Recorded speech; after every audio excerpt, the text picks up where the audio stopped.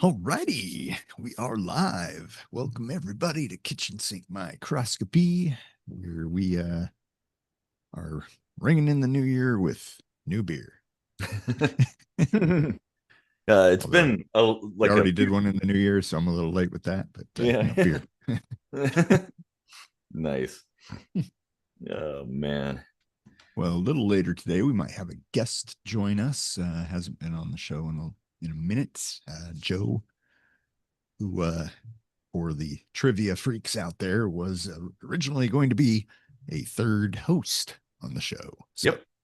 it'll be good to Yep. have him back in the mix and have the chemistry between the three of us, which will be certainly an entertaining discussion Oh yeah.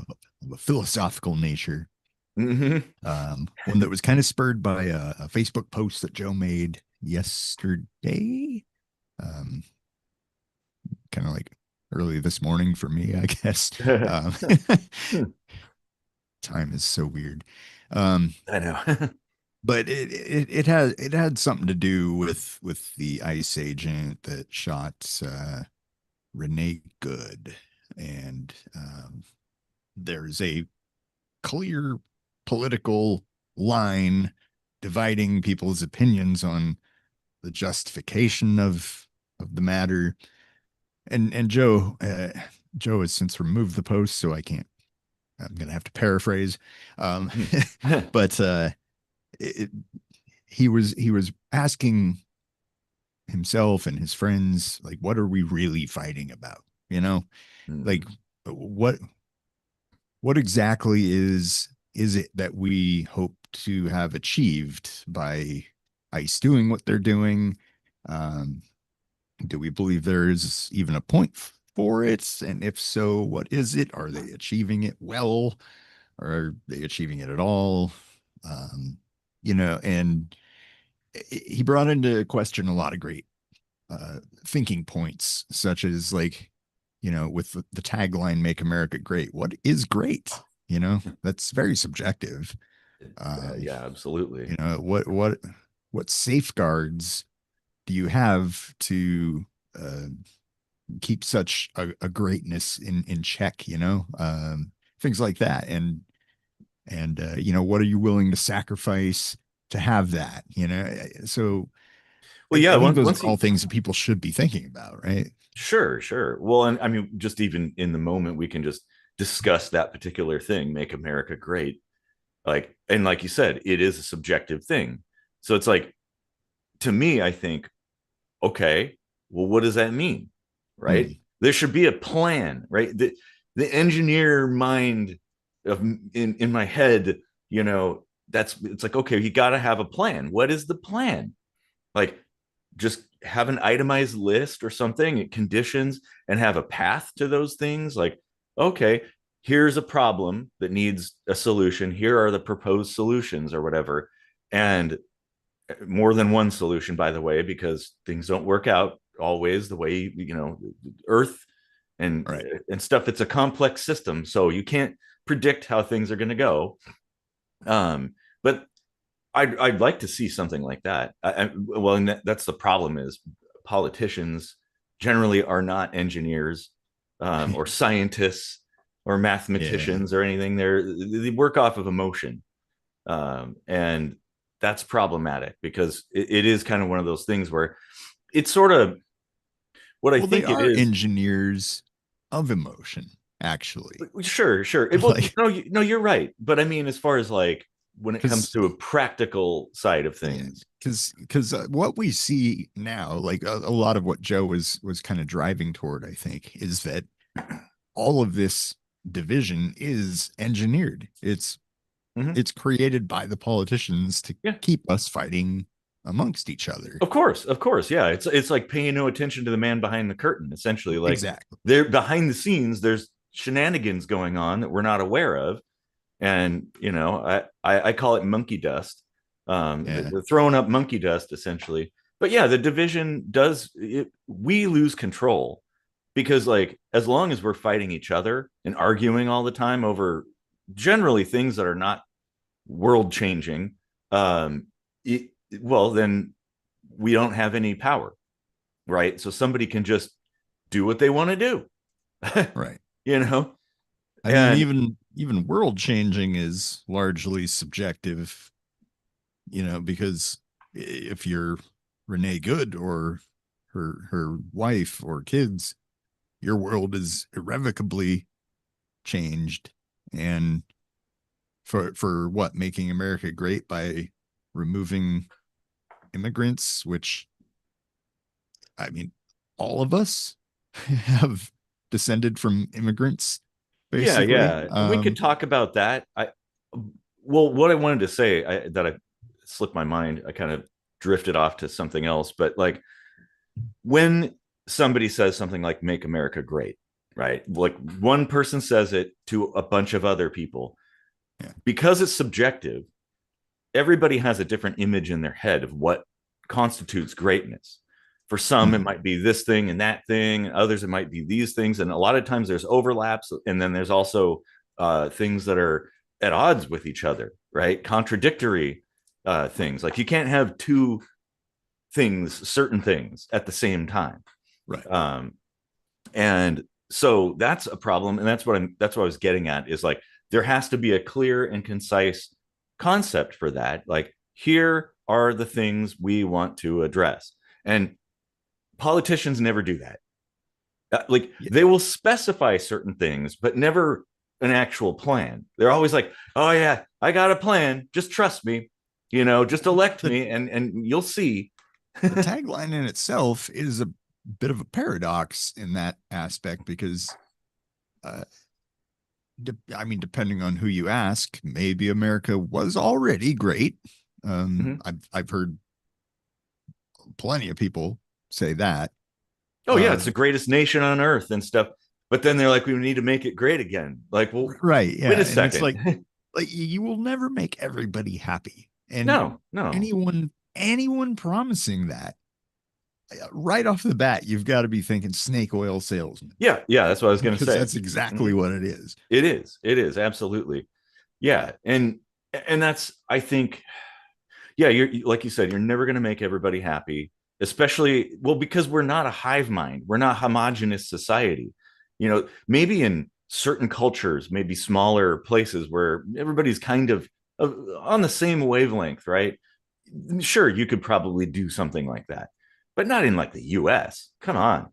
Like there Yeah, are people, everybody wants something different. Everybody needs something different. Nobody is like everybody else.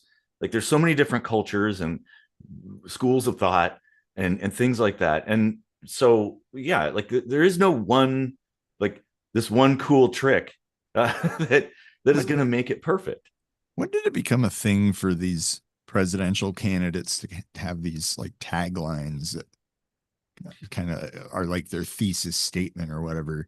That's a good point. Yeah. Because I remember Obama had something Hope like, and yes, change. hope, yeah, Hope and or yes. change. And then somebody was like, yes, we can. Maybe that was his second That was the run. second one, I think. Yeah. And it's like, what is this? Like, it feels more like a marketing pitch than, uh, uh somebody coming forth with their policy plans and objectives. And, Yeah. it's, I It mean, actually, it is a marketing pitch. That is oh, all it is. Like, 100%. Yeah. I mean, it's a popularity contest, of course, too. mhm. Um, yeah. And one of the things about having these slogans is it kind of is a reductionist sort of thing, I guess, or like it almost feels like a cult, like cult behavior, where Yeah. you have this chant, this mantra that gets everybody like entranced, and so they don't really, it's like that's all you focus on at that point. So Yeah. that's troubling. Yeah. And the fact that it's like one person, the person who's running for office or whatever, starts saying it, and then all of a sudden the crowd start, and they're just like, yes we can, yes we can. I'm like, y'all are fucking sheep. You do know that, right? Yeah. I mean, Yeah. why? What is that? That makes no sense. Like this isn't a concert, you know. Right. This is like, Putting flags on your truck with your favorite president's name and stuff. And mm-hmm. it's like, where are we now? Like, It's we're in idiocracy is where we are. yeah.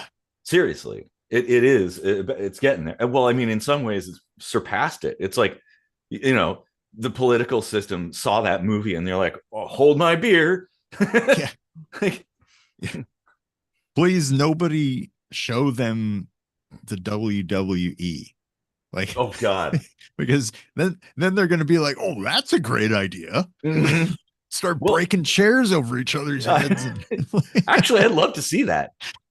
Oh man, wouldn't that be badass? Oh God. Like instead of a debate, they're in the ring and they've got to like kick each other's ass with you know, maybe choreographed stuff, but still it would be entertaining, Yeah. more entertaining than it is now. Yeah. Actually, It's I mean, it already is choreographed, so well, yeah, it is. We've known that might for as well be quite a while. entertaining instead of depressing. Well, I mean, that is for me. That politics and the political system and government and stuff is just like popcorn time. I just sit there and it's like, yep, this is fun. Like, oh yeah, okay, I saw that one coming, or wow, that was a curveball, things like that. And because you can't take it seriously if it, because for one, there ain't nothing you could do about it really at this point. It's so entrenched, and we've discussed this a lot, over and over and over. It's so entrenched. Like the only way to change things and to improve things is to basically start over. Like the Yeah. foundation is crumbling, the structural beams are rotten. You know, like you can't just keep putting paint on it or redecorating. Like it's just let it go. You Yeah. know, we need to start over. And then of course, just like engineering, the thing you have to do is you look at the failures and you say, okay, what went wrong that got us to this point, right? And then you make improvements. And in fact, you know, all these people invoke the founding fathers and stuff and ignore the fact that if you read like the Federalist Papers and some of the writings that all these people wrote, they wholly expected that we would, you know, it was an experiment. They even called it an experiment. And so they expected that we would be like, ah, yeah, that ain't working. And then we'd start over again and take the mistakes and make improvements. But we never did. Yeah. Well, it looks like we're being joined by Alrighty. Joe. Mr. Joe. Any minute now. Yep. Oh, any wait. minute now. Now, good timing. There we go. Hey. Good morning, gentlemen. How are you? Oh, good. We're just having, you know, we kind of a pre-game discussion, I guess, or something.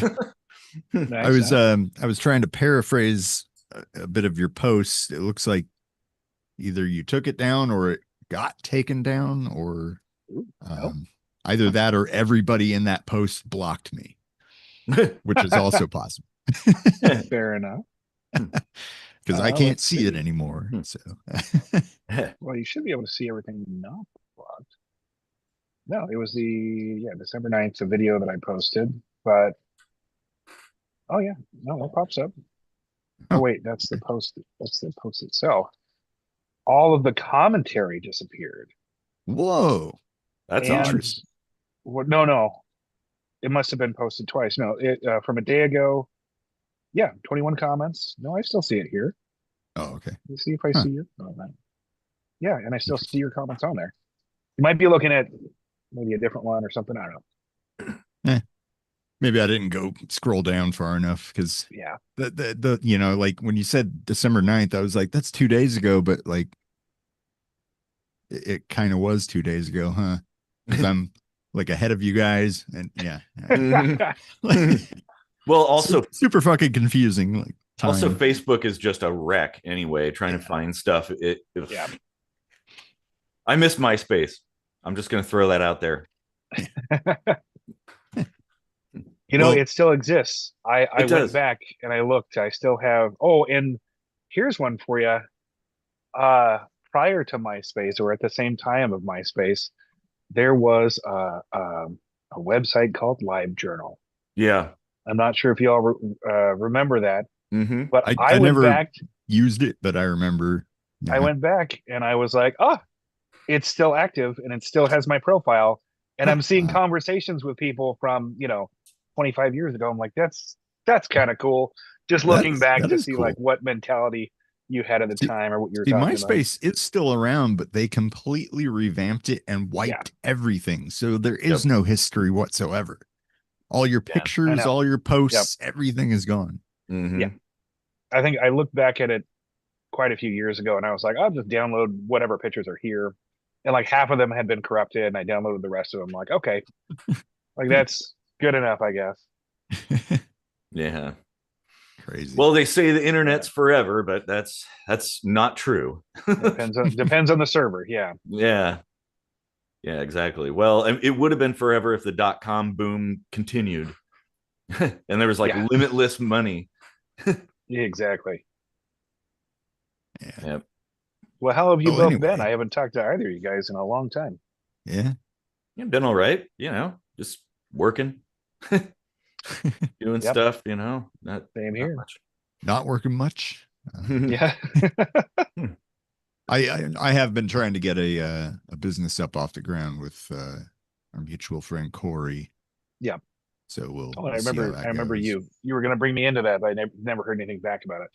Yeah, we keep kind of shifting direction and trying to steer the ship toward the path of least resistance toward venture capitalist funding. So Nice. Nice. yeah, Right on. so that's where that's at. Fun times. But anyway, we were kind of talking a little bit about how the ICE agent controversy spurred your post, and you had a philosophical twist to it, wherein you were kind of trying to tease apart what it is people are really getting divided over. Am Yeah. I getting that right? Yeah. Absolutely. So I found that so I spent the last 10 years in like project coordination, project management, like dealing with people that are not talking correctly, or they're trying to talk about the same subject, but they're either not hearing each other or they're missing something. And you can see like even like two engineers talking to each other. They both have the engineering schooling, they both have the previous knowledge, they both have the professional engineer's stamp. Um, but sitting in a conversation, I get to be the dumb person in the conversation, which is kind of nice because I can ask stupid questions and say, hey, are we talking about the right thing? Are we, this is what I'm hearing and this is what makes sense to me. Does that make sense? From that point of view, it is really nice because I don't have to say, this is my opinion or this is my ruling on it or this is my whatever. I can say, hey, opposing parties or people trying to work together, this is what I'm hearing. Does that make sense to you? And typically I get that positive response of, oh yeah, that's what we're both trying to say, but it just gets lost in translation. And Mm. that's usually the difficulty in any situation of you have two human beings trying to work together. Communication is what's going to break down and be the decisive factor where they think that they're telling their side of the story accurately in a way that people understand, but we don't really have any of the background from where their mentality comes from or whatever they're talking about. Truly, like the definitions of a single word could be misunderstood, even though it's generally understood as this or that. So I And found, Mhm. I also think too that people have a lot of assumptions about other people, Mhm. right? So like they I mean, and this is human behavior, right? You categorize things and people, so you make a judgment call in your head about like, oh, okay, this person must think this, and this because they think that or whatever. Just kind of like Absolutely. you use your historical record of people, and Mhm. oftentimes that is uh, fallacious, like it isn't correct. Um, Absolutely. because people are a lot more complicated than black and white, 1 and 0, left or right or whatever. It isn't that simple. I mean, if it were, well, I don't know. We'd all be a bunch of drooling idiots, right? Yeah. Well, it's that unconscious bias that people are unaware of. They don't really notice that they have it because they just this is what they've experienced, and this is how they have been expressing it in the past, or these are the reactions they get in the past. So they unconsciously put you in a bucket, and Yeah. we end up with a less than nuanced us versus them Mhm. situation in almost every case, especially like if it's religion or if it's politics or whatever. What team are you on? Like, are you a Seahawks Yeah. fan or not? I hate you. Sports too. Yeah, sports is another factor. Yeah. Yeah. But Yeah, that's exactly. it all comes down to the same thing. Are you Republican or are you Democrat? Are you liberal or are you conservative? Well, I'm just the a fucking dude. And like other people are just people. If we can Mhm. start there and then build a conversation, it's a different conversation. Absolutely. Yeah. And I think another problem is, especially when you're talking, say, like religion or politics, people tend to run in their tribe Mhm. essentially, and don't spend a lot of time conversing with other people outside of that world. And so basically they're getting these kind of like anecdotal tidbits, or in many cases, these are intentionally misleading Mhm. pieces of information provided to people about, like, oh, these people are like this. And Yeah. so that's the only exposure you have to that information. Um, and that's where you get these assumptions about people, I think. Whereas if you spent time actually sitting down and talking to the other side, even though I don't believe there's ever really a side, Mhm. it's the human condition that matters. That's the only side that matters. Um, but like if you spent time sitting down and talking to people, you'll find that, oh wow, there's, maybe we don't agree on a couple things, but we have so many more things in common.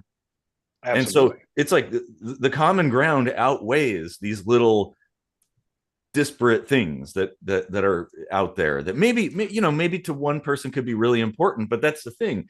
It's through that common ground that you can then illuminate somebody as to why you think it's important, because maybe they dismiss you because to them they don't understand your world or your experiences, and so they just kind of dismiss it, whereas to you you're like, this is everything, you know. Yeah. Well, and And right now the media is like a fire hose with details. Like all Mhm. these like enraging things are being fired at people with, you know, hot or cold water. It's like, mhm. are we trying to like piss you off or make you fucking numb?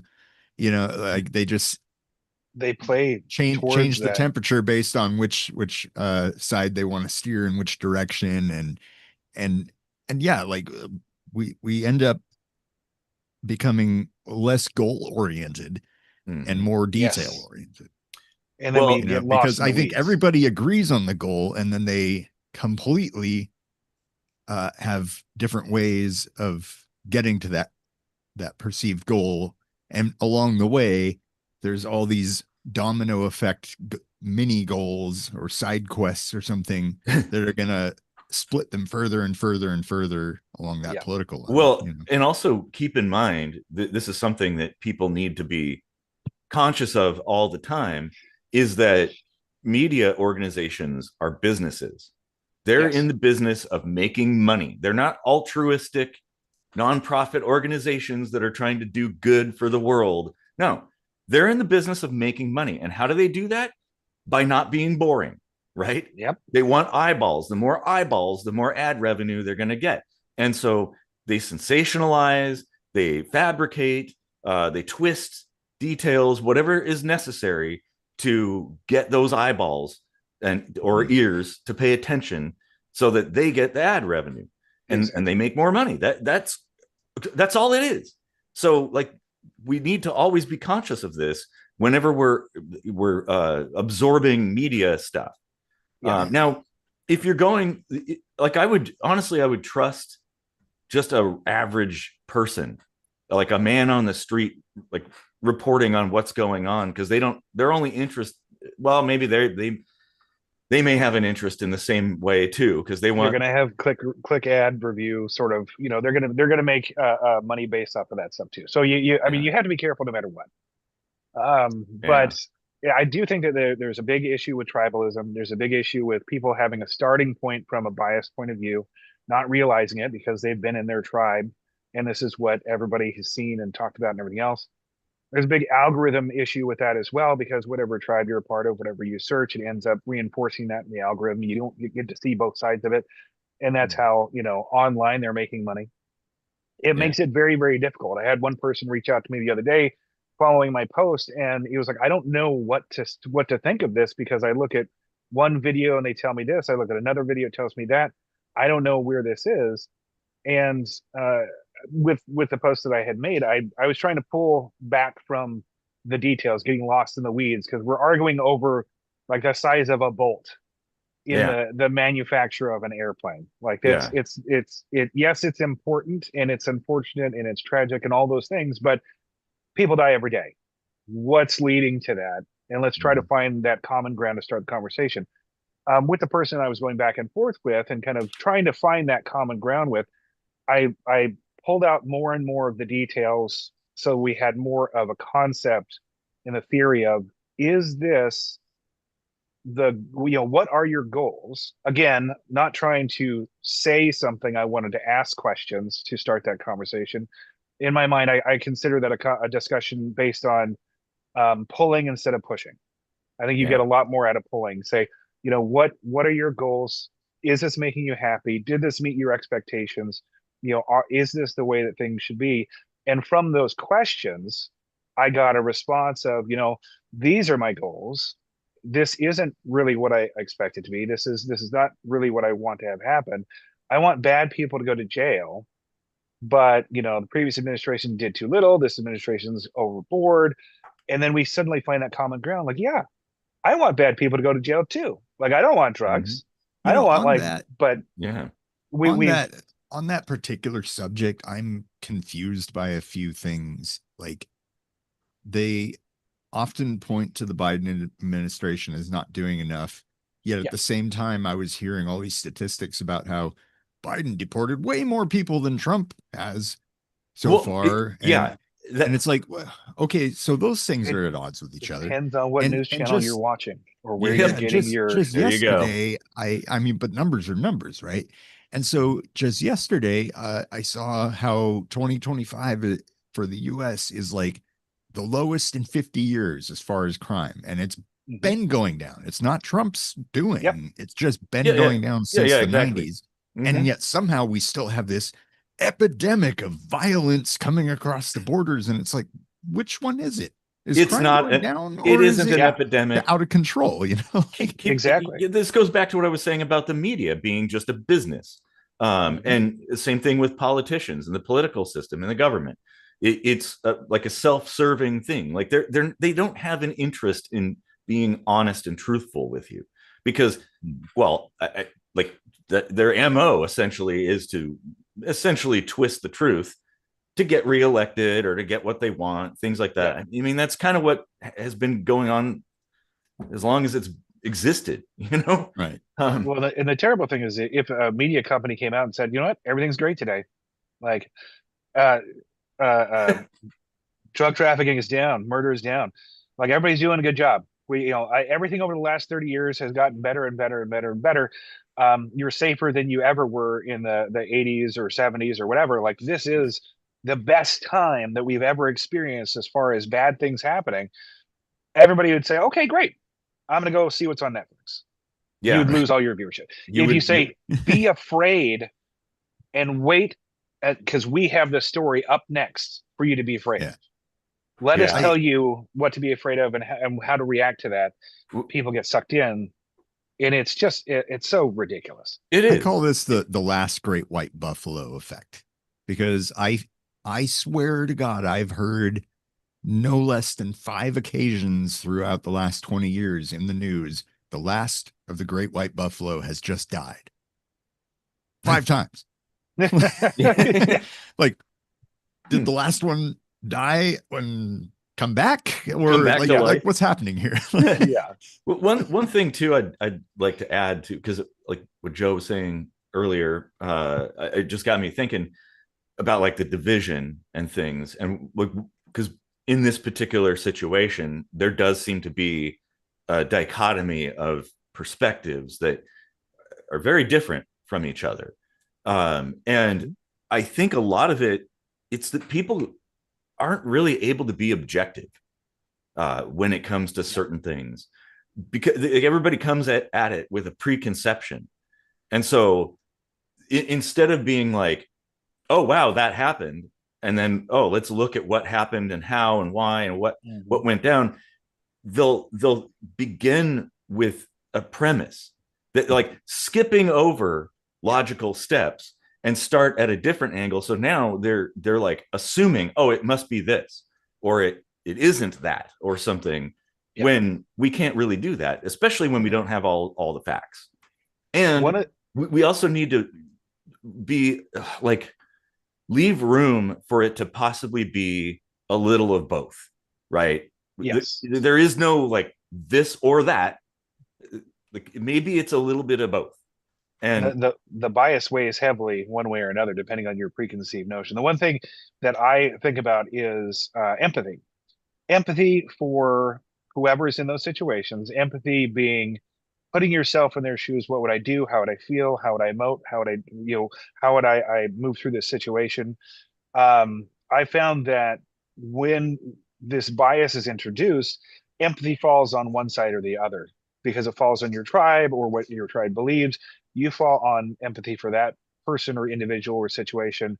And that is the weird thing, is that when I look at something, I'm empathetic for the cop that's sitting there going, you know, what do I need to do here? What's my level of training? What's my level of threat?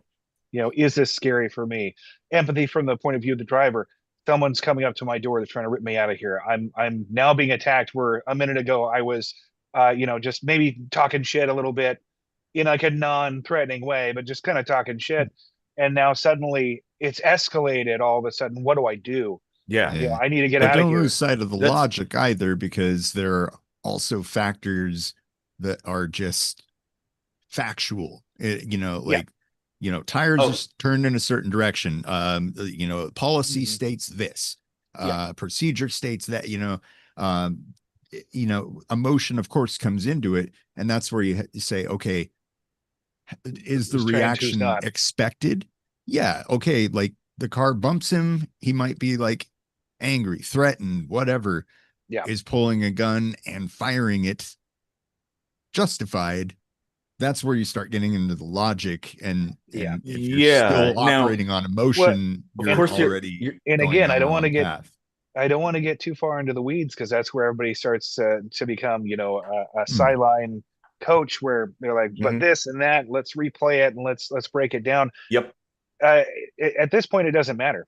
It really does not matter, because I want to keep it more on like the level of empathy and ethics. Like, you have to be able to objectively look at the situation. Like, as a normal citizen, we don't have control of the legal system. We don't have control of how this is going to be processed. So it doesn't really matter in the end either way. But as a normal citizen, being able to judge this situation, taking away your own bias, or taking a chance to notice your own bias and stopping for a moment and saying, can I have empathy for both sides? Having that preconceived notion, the liberals are going to be for the not cops. So I'm going to be empathetic towards the cop and less empathetic towards the not cop. That's a terrible starting point to view the video. If you are a liberal, then you might be like, cops are the devil. So you're going to be empathetic towards the not cop and not empathetic towards the cop. Starting like, if you looked at any video of any interaction between cop, federal, agent, whatever the case may be, and a normal citizen, if you start from either one of those, it's going to shift everything else you perceive. Yeah. Oh, we have a couple comments. We try to throw that in there from Victoria. The numbers don't lie, but people lie about the numbers. Well, yeah, there's that classic book, How to Lie with Statistics. Check that out. That's a good one. Yep. And then more people equals more crimes. Well, yeah, that's absolutely correct. I mean, population density, that obviously leads to a friction. And so, yeah, that's a good point. I mean, density wise, though, Germany is far more dense. Well, add poverty. 85 million people in the size of like 3 states. versus 350 million, actually 330 now. Well, and more and poverty, add poverty into that yeah, equation, and that's where you actually get your crime. poverty Yeah. is a huge factor in crime. Yes. Mhm. Yes, absolutely. Thinking about density, though, the first thing that popped into my mind is that if you had, let's say, two sets of cops, you have four guys walking around and they're doing like, hey, we got to check and see whether or not, this is an immigration issue. Like we got a warrant or we got a lead or we got a whatever. We're coming up to your door to knock on to see what we can do to issue this warrant to pick someone up who didn't do what they're supposed to do. That's a lot less threatening than having a team of people enter a city, having, tens or hundreds of troops on the street, having multiple different vehicles with multiple large groups of people. Suddenly, if they do nothing that's scary. You have Well, 10 yeah. cars full of troopers that are all weaponized and they come out looking like stormtroopers. They could be driving in a parade and you'd be like, oh, I want to make sure that, it's kind of scary. That's And suddenly you're going to have that reaction to it as well, especially if they're all start to be on foot and there's this start to interact with multiple people.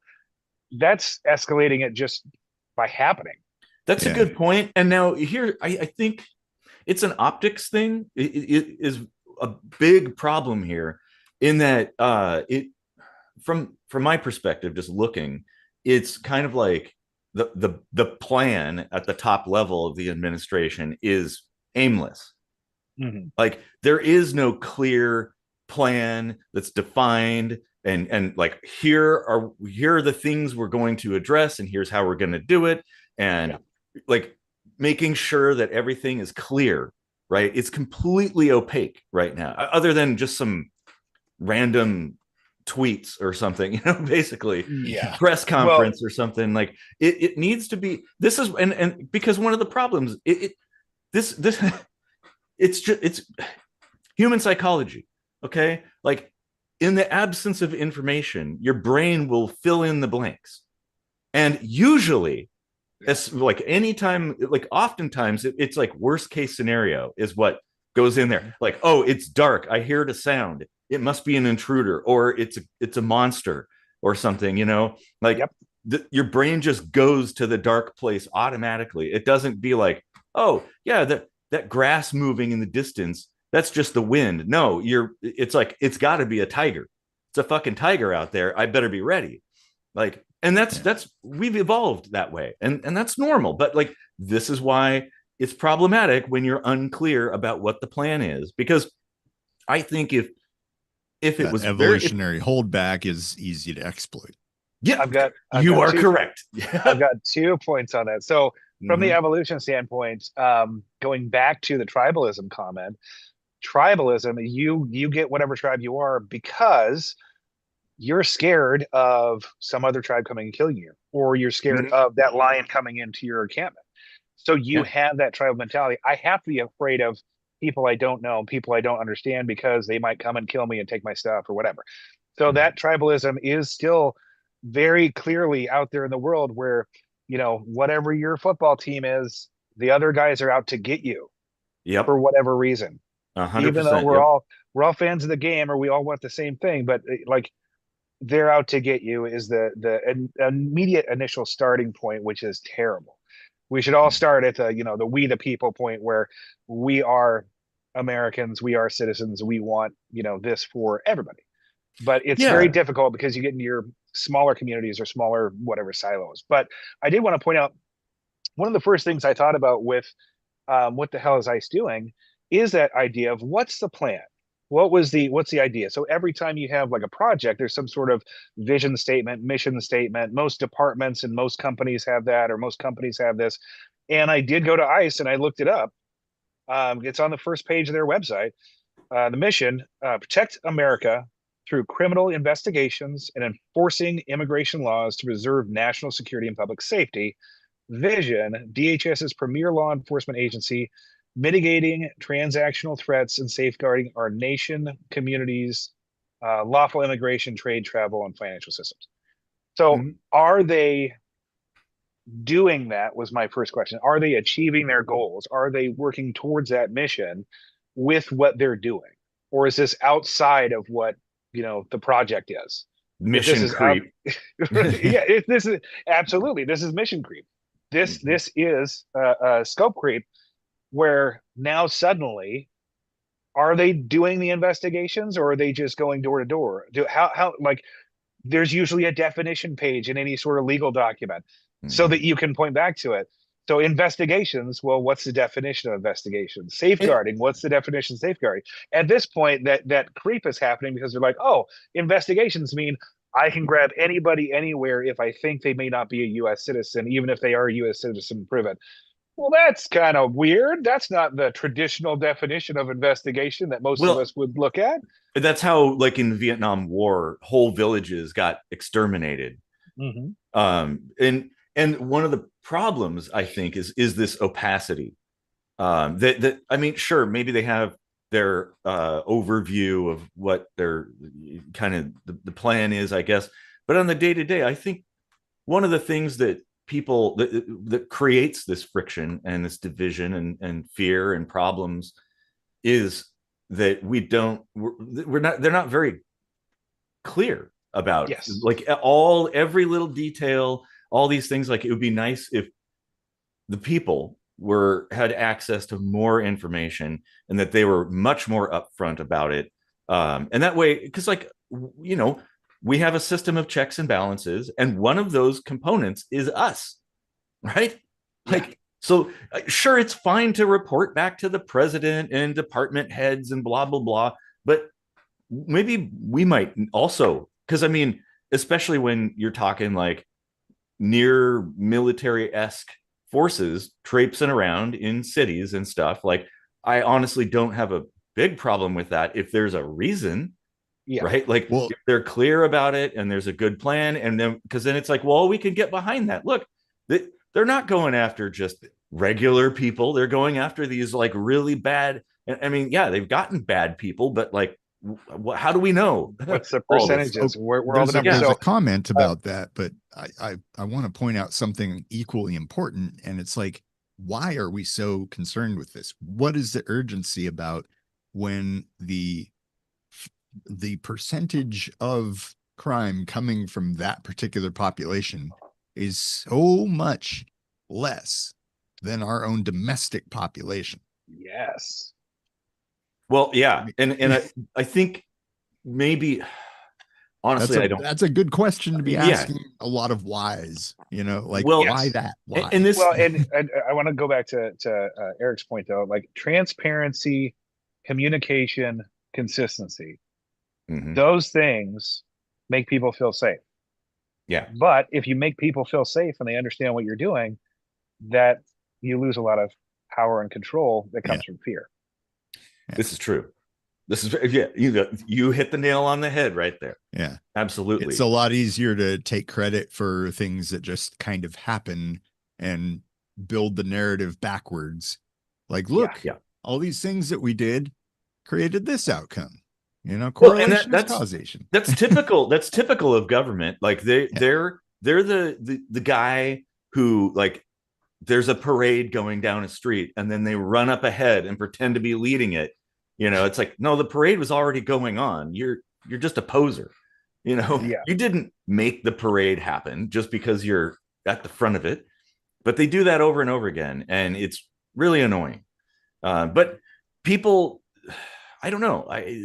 They've been conditioned to not see it that way, and to see, well, and it's the media probably, because we've already talked about that earlier. But and all the confusion, especially social media. You have the social algorithms, media, but then you have, even if you break through the algorithm and you search for opposing sides, then you just get confused because everybody has a strong opinion from every point of view, and suddenly it's just overwhelming, and you end up with this decision fatigue where you're like, I guess this is close enough, or the decision fatigue leads you to the point where you're like, that's fine, it's cool. I mean, one of the things I mentioned was about 1984. The best portion of that book was the very end, where he gives up and gives in. Like, the whole book is this tension of like this overwhelming, like, will he succeed or overcome, or what's going to happen? And at the very end, it was the most relieving feeling, where he could just sit down and go, I give up. And I'm so happy that I gave up. I get to drink my government gin, and I'm going to sit. I have tears of joy that I no longer have to struggle Yeah. with trying to figure this out. And that is what the decision fatigue is. I feel like those people that are now facing all this decision fatigue with everything that's in the media, there are the people that are pushing are the ones that are out there and they're in the streets and doing all this stuff to try to make sure that there's something on camera somewhere that it matters to a lot of people. Yeah. And there's a lot of other people that are sitting back going, I don't know, I give up. That's cool. Yeah. I am going to turn on Netflix let's just now. wait 4 years and vote them out. Yep. Yeah. Hopefully nothing bad happens in the meantime. It's fine. Yeah. People Well, die. and I think another factor there at play is, like, for people who just kind of give up, essentially, is, in a way, most people are just powerless. Like, what can you do? Like, I mean, yeah, you could check a checkbox on a ballot, but we've proven time and time again that doesn't change shit. Like, it's more of the same. And imagine your life in that scope, right? How depressing is this? I don't like the way things are. I'm going to wait 4 years and vote. Oh, voting didn't go quite the way I wanted. Guess I'm waiting another 4 years. This is fine. Well, actually, you know what? Me. But it's like the people who are obsessed with football, right? So they're just waiting for football season to start, and then when it ends, they basically just kind of like, and they just sit there waiting, doing nothing, not caring about anything till football season comes around again. Like, yeah. Well, I will say though, I cannot fault anybody for being in that give up situation. I will not fault anybody for being in that give up situation, because life is so hard and difficult, filled with so many hard decisions. We all have individual, traumas or things we're dealing with in life, and everything's so heavy that putting this on top of all of that, everything else, like, it is a lot of emotional toll and emotional energy that goes into that stuff. So those people that are just like, I can't do it, I think that's okay. Like, because there is a point where life is just too much. No, I agree, because the thing is, how much weight do you want on your shoulders when you already have things that you have to deal with? It's like, you know what? I'm not going to be concerned with the things that I can't control, that I have no power over, but there are things that are important in my life that I need to address and take care of and stuff. So I'm going to focus my energy on that. I'm going to focus my energy on creativity, because it's like, why am I just wasting my time paying attention to what's going on out there? And I mean, I still do, but it's sort of like in the background. I'm just like, oh, wow, okay, that's crazy. There's absolutely nothing wrong with that, but I wouldn't fault or discourage anyone from speaking out or absolutely not doing whatever it is they feel they're doing in their power to affect change. Because I mean, let's face it, words are action. What we're doing here on this show is action. Absolutely. Because it can affect opinions, it can sway outcomes. Will it? Probably not, but it could. Sure. And so and that's the thing, worthwhile. like I may not have the ability to go out there and go to Olympia or Seattle or wherever these things are happening because of just time and kids and family and responsibilities and emotional, being worn out on life. But having this roll around in my head constantly was what led me to make that post initially, where I was like, you know what, I need to say something to try to get people on the same page or have a conversation that's not, so inflamed. And two, coming on this show as well, having this discussion, whoever it might reach, at very least, I can spend a little bit of time and try to speak my mind, and hopefully somebody can find that common ground and help them, enter the discussion from a different point of view with a little less bias and a little bit more, emotional acceptance that, we're all humans and we're all trying to get through this together. Yeah, exactly. I don't want to get too far away from our comments here in the live chat as well, pointing out that a lot of this actually was quite transparent and outlined in Project 2025, which is basically halfway completed. And actually, when you think about it, for government efficiency, that's quite astounding. No kidding. like Eric, you're constantly saying the government does nothing, but they've achieved fucking half of Project 2025. And I can say, if that is indeed the plan, and that's, like, I at least credit where credit's due. I mean, I'm shocked, frankly, that that's even possible. Well, that it yeah, I happened, mean, but yeah, oh, man. Well, So I don't know that's not to how. say any of it's good or bad, but I mean, I well, would say it's some bad, people but want it, so it's like okay, because we've already discussed before that you can't make Yeah. everybody happy. right. In this country in particular, we're not a Yeah. hive mind or a homogenous culture. So what are you going to do? And like as Casey and I have talked about at length many times, is maybe balkanization is a better plan. Maybe because we were talking earlier that like that it's kind of the whole system is rotten and falling apart. Just start over. And Yeah. yeah, maybe we should split things up a little bit. And I don't have a problem keeping like a federal system, but it needs to Mhm. be very limited in scope, very, very limited, like national defense, keeping the peace between Figurehead regions. stuff. Yeah. Like Yeah, yeah, the yeah. I'm a big monarchy in fan. England is Yep. basically a figurehead Yeah, well, position, some and sway, but settling disputes is another Yeah. yeah, thing that's very important. But beyond that, they really don't need to do much. I'd love to see everybody's ideas put into practice within the crucible of this country. Yeah. But we can't do it as a whole country. That's the thing, because different people's wants and needs are at odds with others, and you can't dismiss that, right? Yeah. Like Well, and so that's the so thing like is our country is so damn big that having the states and having states' rights, I think that you're right. From a federal level, we should kind of back up a little bit because states are going to have potentially far different needs or wants or whatever, or at least they'd be able to manage, their populations a little bit more closely rather than saying, "Here's a blanket statement for everybody in the country. This is what we're going to do." yeah, So, yeah, half of the population at least is going to be unhappy. yes, That's the yeah. problem. And it's kind of like deciding what's for dinner, or who's what where are we going to go for dinner. You have a group of people and stuff. It's like you can't have one person just dictate to everybody like, oh, we're going here, because somebody is going to be like, well, I'm vegan and I can't eat anything on the menu. And then there's another person that's like, well, I don't want to go to a vegan place. I'm a carnivore. This is gross. It's Well, like then suddenly in the situation that we have now is you have a bunch of carnivores and a bunch of vegans in office, and then nobody goes out to dinner. yeah. And then You're and right. suddenly No, that's nothing gets done. Or if you have more of one or more of the other, then that's the way it goes. And they're like at odds. And then you have like the American people here, they're like, oh, we're omnivore, we're down for whatever. Like, do we just want to buy pizza? Or like, do we want to like we can get some salads or something? And they're like, fuck you. Like we, we yeah. want just meat. No, we just want just a bunch of lettuce.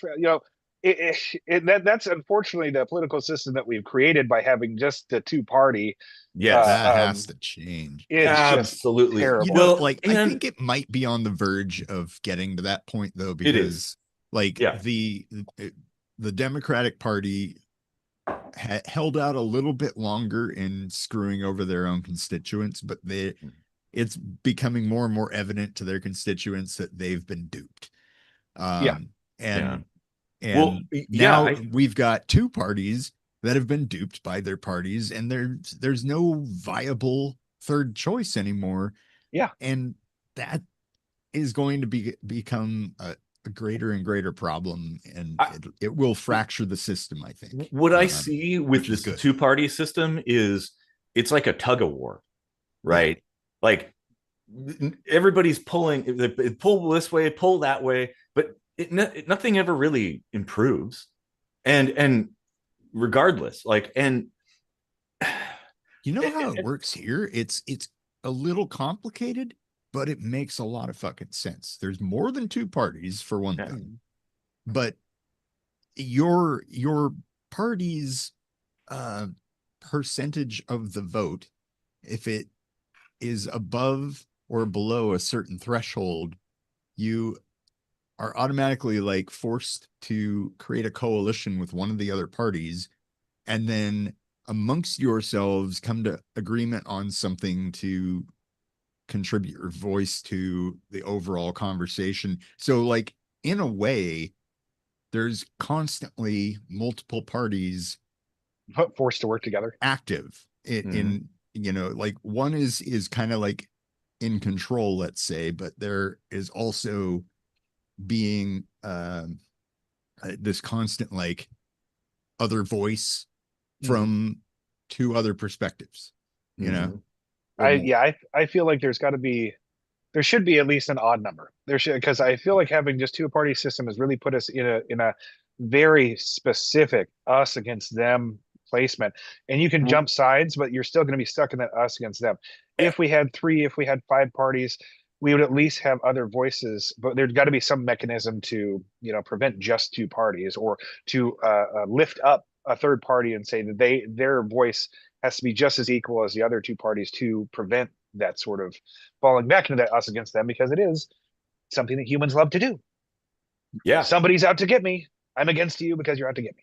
Well, yeah. Well, I one of the issues I think that I see here with this, with the even any parties, however many there are, 2, 10, 50, it's irrelevant. I think the core problem is that it's one party that wins essentially, and then they're like at the helm for a time, and that does create that tug of war, sort of back and forth kind of thing, when it's like, okay, I think maybe we need to approach this from a different perspective, where it like a panel of people that are elected, or what, almost like Congress essentially, where there are known problems or that need to be addressed, or I don't know, projects that need to be undertaken, right? And so we outline those, we propose those, maybe those can even be voted on by the people. Like, okay, this panel, here's all the top things that people, top 10 that everybody wants. So you guys get together, figure it out. Like you did I remember in school, especially middle school, for some reason, we always had these things in various classes where they'd pick random people, and then you'd go to the library and they'd be like, okay, do the project, work on this project. Yeah. Solve this problem, make this thing or whatever. And it's like, sometimes it was you'd have to work with people like who bullied you or you didn't get along with or whatever. But you still had to complete the project. Right. And so I'd like to see that to some extent. So I think that, again, it comes back to, to some extent, we do have committees. We have multiple different committees focused on different focuses throughout the Senate and the House, but we still only have those committees filled with two sides. So it's still us against them on the committee. And then if you come to a vote, then it's just, is that how many, is it a 3-3 committee? So it has to be an overwhelming vote for something to happen. Then you can get stuck if that's the case. But if you have, 3 red and, I don't know. If you're weighted too unheavy on one side or the other, it's very difficult to ultimately money wins out anyway, because the lobbyists are the ones calling the shots. I would say yes. Really matter which flag is flying. Yeah, that's a thing that we need. If everybody gets paid, that's the direction they're going to vote. Yep. Right? Oh yeah. Well, there's studies that have proven that essentially that everybody like mostly political figures, the Congress and whatnot, they vote in favor of the corporations and themselves and the government, as opposed to what the people want. But anyway, one thing I think that would be very beneficial that we should do, first off, get rid of lobbying. Second off, make it illegal, or like you just simply can't do this, to have a party listed. But make parties not a thing. Like, you are just a person who's running for a position, and here's what you think, right? There can't be a color or a letter attached to that at all. Because if really lobbying were not a thing, that could work. Yeah. If not, there we go. It would not work. Your idea and my idea, put them together, start there. Yeah. And that's an easy thing that could be done, a very painless sort of thing. Doesn't require a lot of action or money or whatever. But I think one of the issues too is that we need people to step outside of the political system for a while and work to solve these things, to institute these particular things. Like, the problem is, it's like, I can't think of an appropriate analogy, but Rather have a basically, cogent paradigm. yeah. Red dwarf always creeps in. Yes. But one of the problems I think is that the people are spending so much of their mental energy focused on fighting the political fight, whether it be politicians or just the average person, voters arguing and whatnot, that they're not taking the time to sit down and work together to like, hey, everybody can agree these are problems, right? Yeah. Like, I think everyone can agree that lobbying is an issue. That there's a whole bunch of things that are pretty common with most people, except for politicians. Um, Well, and voting as a tool of firing someone is extraordinarily flawed in yes, principle, yeah, because like think about it, it's like having a contractor, it's like, oh, you're doing a shitty job at the end of your 4-year contract. I'm just not going to sign you up again. By the time the end of that 4-year contract rolls around, you might have redeemed yourself, or you probably forgot what they did and you just fucking re-up it anyway. And that's what we or have. you Yep. end up with whatever the contractor's doing, their project ends up total shit Yeah. because you There's recognized it got to be. early. There's We got to be a don't. way to pull people out for like not doing illegal things. I think that's the problem is we're stuck where you have to prove they've done something super illegal and super bad, and everybody has to agree, and then we can remove them from office. There should be like a you suck and you didn't do good enough in your first 6 months, so sorry you didn't make it the 9-month waiting period. We're Exactly. gonna move on to a new election and try Yeah. to find somebody that does it better. And that's Yep. on us, I think. Like, I don't know why we're waiting around for the government to police itself, which it's Well, never going to do. of course No. not. Uh, No, we're waiting around for like a white knight to come in. yeah, we, That's we need to essentially just what it, create these like oversight committees and fucking force them out, whatever that means. Just say, maybe we you aren't need. doing your job, you're fired, get the fuck out. There We're you go. holding another election. We you need to know expand the concept of DOGE then to include the people in office and everything. Yeah. The Mhm. elected the Like, elected officials should be held to some sort of minimum, like this is what we hired you to do. We got to move on to a different contractor. well, Sorry. old rat threw a comment and make officials accountable financially. Yes, yeah, 100%. Yeah. Yeah. Oh, you bet your ass if we did that well, things would get done and they get done efficiently and properly. Mm. Yep. If their financial ass was on the line, if they fail, I'd like Well, to see that. if on the ballot, right, when you're up for reelection, it should say what your salary is, and you should write in what you think their fair salary would be when they're reelected. Because maybe you do think they're going to do a better job than whoever else is running at that particular time, and you're like, okay, whatever, begrudgingly, I'll vote them in, but they're getting a reduction in pay, and Yeah.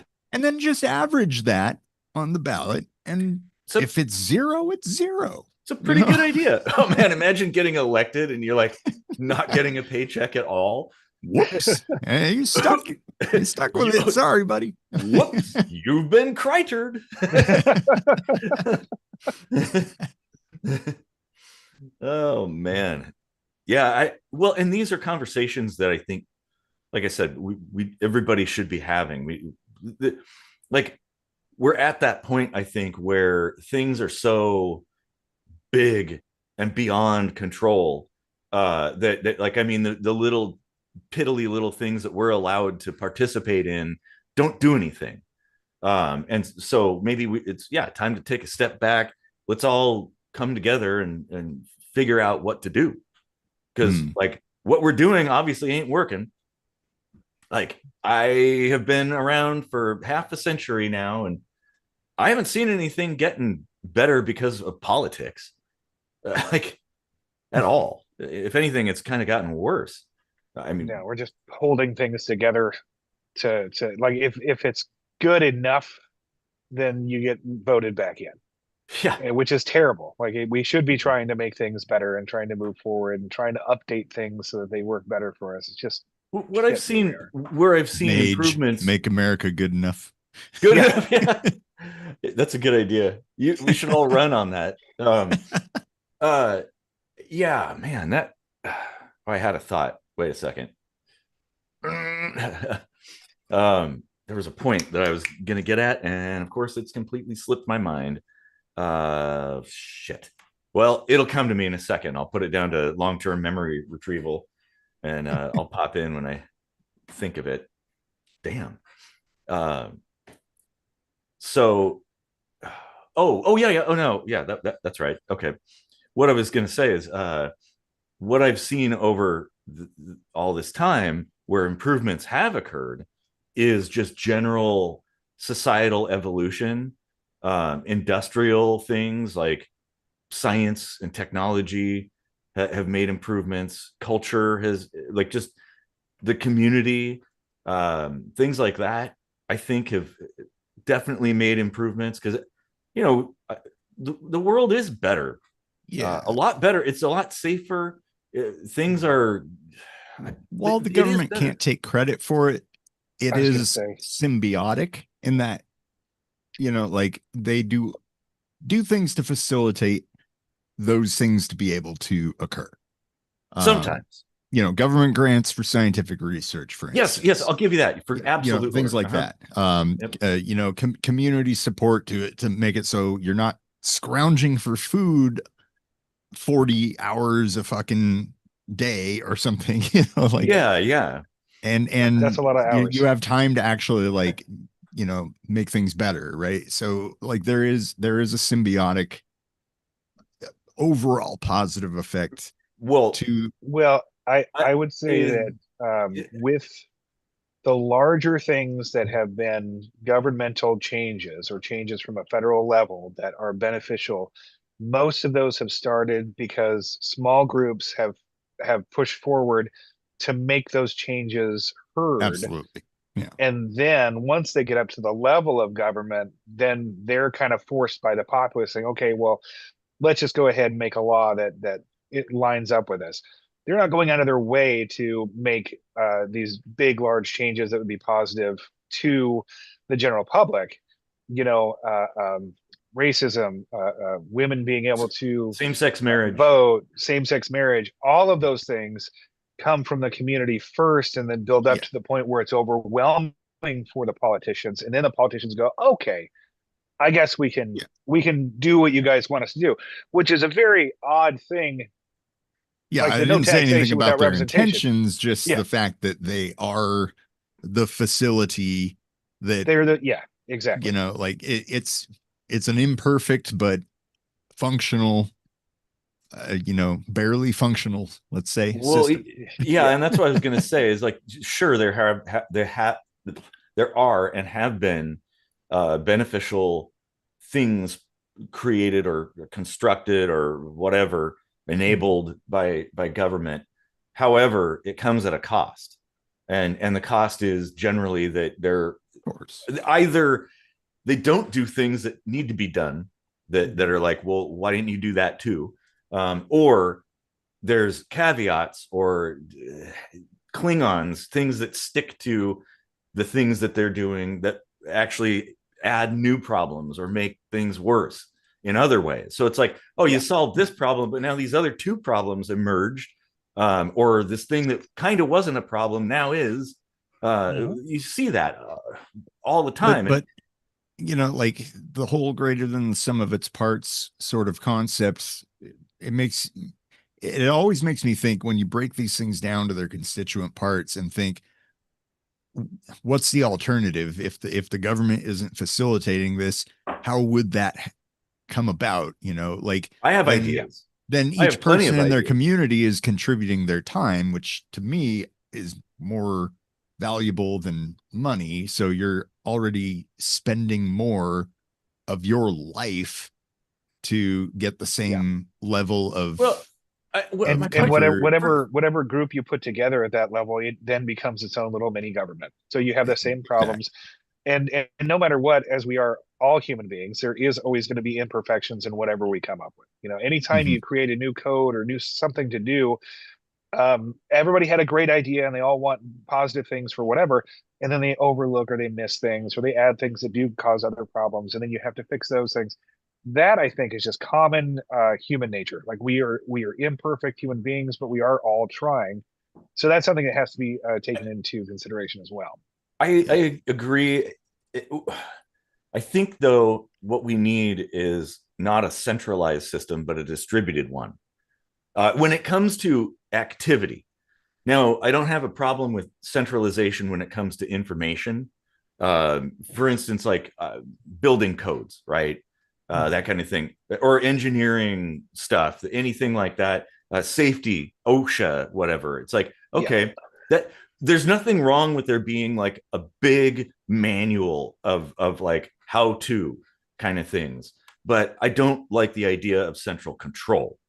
I think the control should be in a more distributed fashion, where people are able to do things that are more, like for instance building or something, right? You know, build construction. It doesn't need to be the same everywhere, because different places can accommodate different things, and Yes. it also restricts the opportunity for experimental projects, right, that might actually be better, or whatever for certain situations.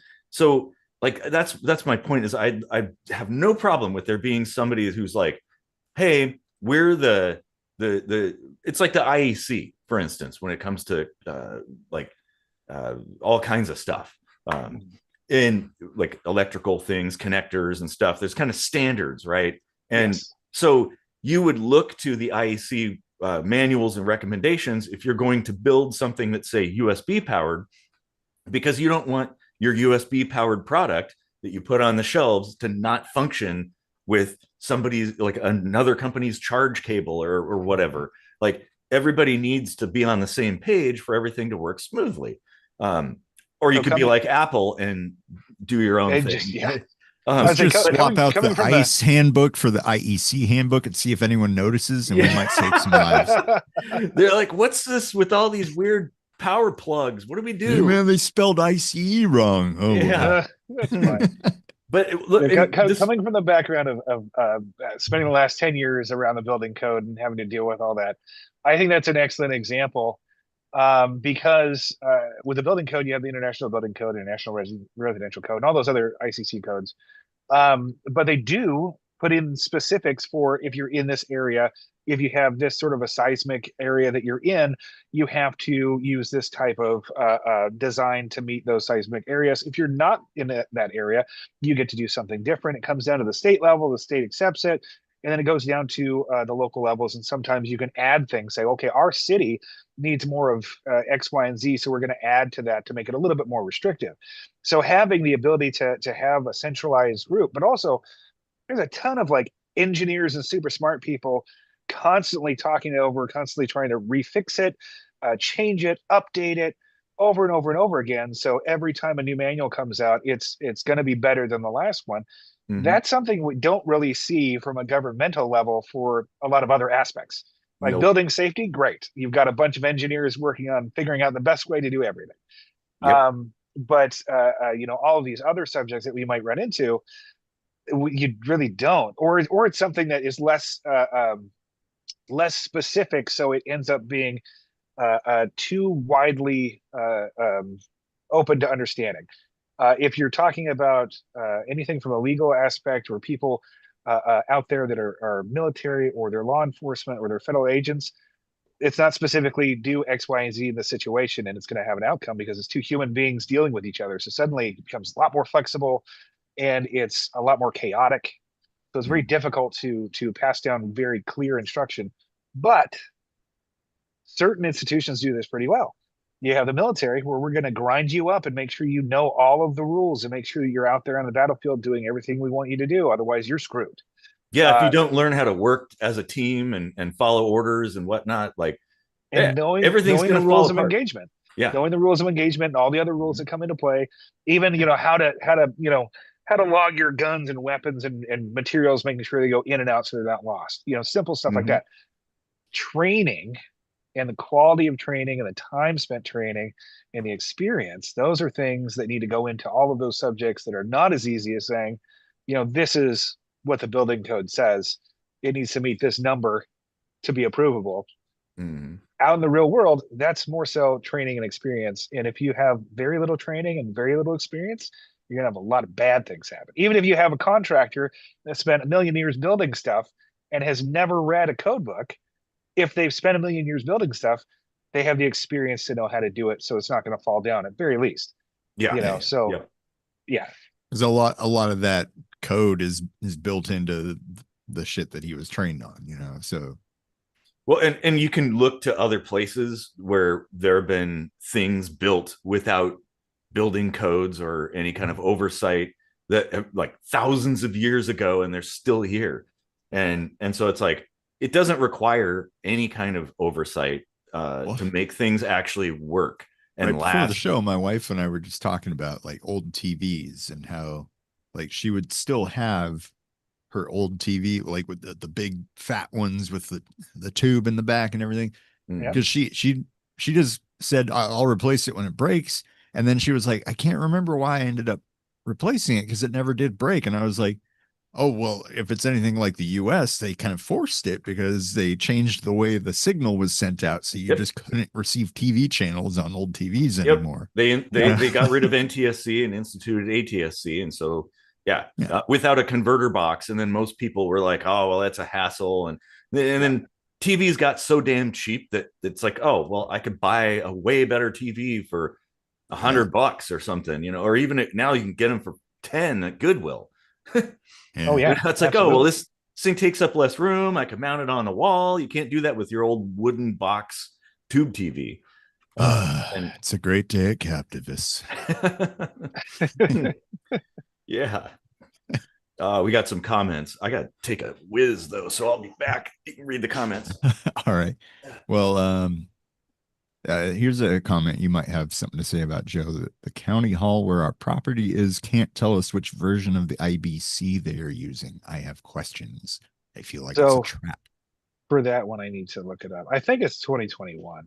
I think that's the most recent. What does that stand for? IBC, International Building Code. But I mean, if you're working on your personal residence, it's probably going to be the International Residential Code that you're going to be using. Where are we? So it's kind of like a dependent on the situation sort of thing. Yeah, single family, duplex, and then some townhouses will fall underneath the International Residential Code. Triplexes and above, or anything that's complicated, needs an actual like engineer stamp or architect stamp. That stuff usually falls in the building code. Commenter, I believe, does not even live in the same state as you. So fair enough. But so international codes though are international. So it's sent out by the federal level. Each state adopts it, and then typically all of the jurisdictions underneath that state will adopt, and then they can put their own additions to it. So what you would want to do is look up whatever state you're in, look up that building code, because that should be the current building code that you're working under, is whatever the state has adopted. And then typically the local codes or the county or city would adopt it with any sort of amendments they wanted to add. So that's kind of the general idea of how that would work. Okay. I always go from the standpoint of it's better to ask for forgiveness than for permission. I'll tell you what. So with building codes and building inspection and building code violations, somebody needs to see you making a violation for them to violate. Yeah. But if they violate you, you're going to be in violation. So that I'll keep that as wide and as non-committal as possible. Like I know. If a tree falls in the forest. Well, like here in Germany, if you commit some kind of building code violation, you're not just paying a fine, you're also paying out of pocket to tear that shit down and put it back the way it was. That's pretty extreme. That's very German. I will say that. No, that's the way it is here too. If you go build something without a permit, you'll have the chance to get a permit. You'll end up being fined, and then have to your permit will be more expensive, and that will be kind of the fine. And then if you built it wrong, which would be horrible, if you built it right, then hopefully like you can design it and then have an inspector come out and say, yeah, it meets all the codes. If you built it wrong, well, you get to tear out the wrong parts and then put them back right. Yeah, and that's all on you.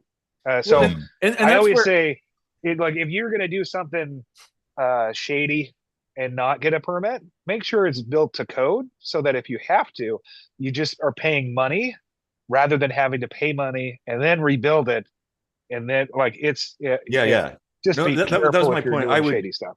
I'm definitely would follow all that stuff. That would be like first reference before even doing anything, unless it was like obvious and really tiny or something, Yeah. like a building an outhouse or something. It's like, okay, well, you can't really fuck that up, can you? I mean, Well, but I mean, thinking about it, that's totally fair then, because that's enforcing, the good practice for the sake of the good practice, and it's not really like, and this is I mean, like, why would anyone else pay for your fuck up anyway? That's, no, yeah, well, exactly. and that's kind of the like we're not going to pay for you to unfuck yourself. You fuck yourself, so you get to do that. Yeah. But I mean, the whole idea behind permits is really safety. So like even if you do something inside your house, nobody sees you do it. You go to Home Depot, you do whatever you want.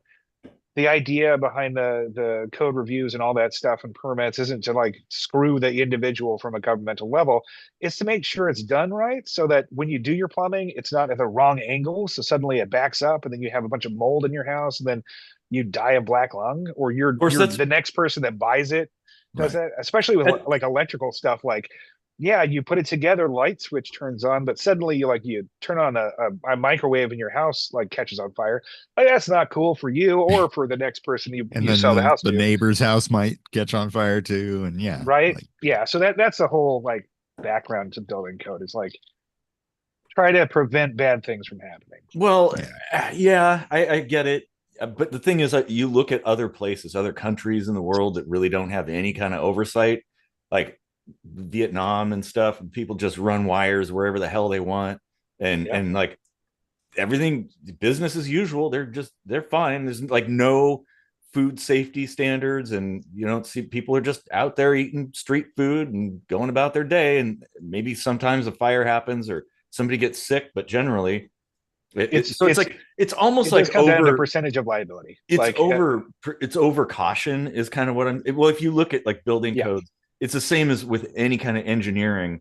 They're way overly cautious. Mm-hmm. Like, hey, if you get a length of rope, it'll have like the weight that it can bear, right? And but of course that's typically like a quarter of what it would take to break it, and I get that over engineered. Yeah, and well, I think it comes down to liability, especially with bigger things. But because from what I've seen, like it really is like if you do everything right and go through the right process, you have paperwork to show that you've done the best that you possibly can, so that at the end of the day, if something bad happens, you can say, "Well, I'm not liable. I did the best I can, and I have all these boxes checked showing that I did all the things that I needed to do." That makes sense. More of a legal liability sort of situation. I get it, and if it's your house and nothing's ever gonna, it's never gonna change hands. It's all your responsibility. Well, this is just for self-preservation at that point. Like, if you don't know what you're doing, you should probably hire someone that does, or hire somebody, or read a book, because that's the thing. It's like if it were my house and I were living there, I don't want there to be leaks or have it fall down in a windstorm or a fire happen because the electrical's done wrong, or like there's a heater in the wrong spot, or if a fire does break out that it spreads too fast or something. So I have an important question. Why is building code handled so nonchalantly, where if you fuck up and you didn't get your permit, you have a chance to just get the permit, pay a little more, sure. Yep. But you also, if you did it wrong, you have the onus to do it correctly on your own dime and everything like that. But when it comes to immigration, if you've come into the country wrong way, rather than getting a chance, like, sure, go snap them up, but give them a fucking chance at that point. So what do other countries do? We should look at. You have everything, all your ducks in a row yet, and if not, like, how long do you need? Like, give them a clear fucking runway.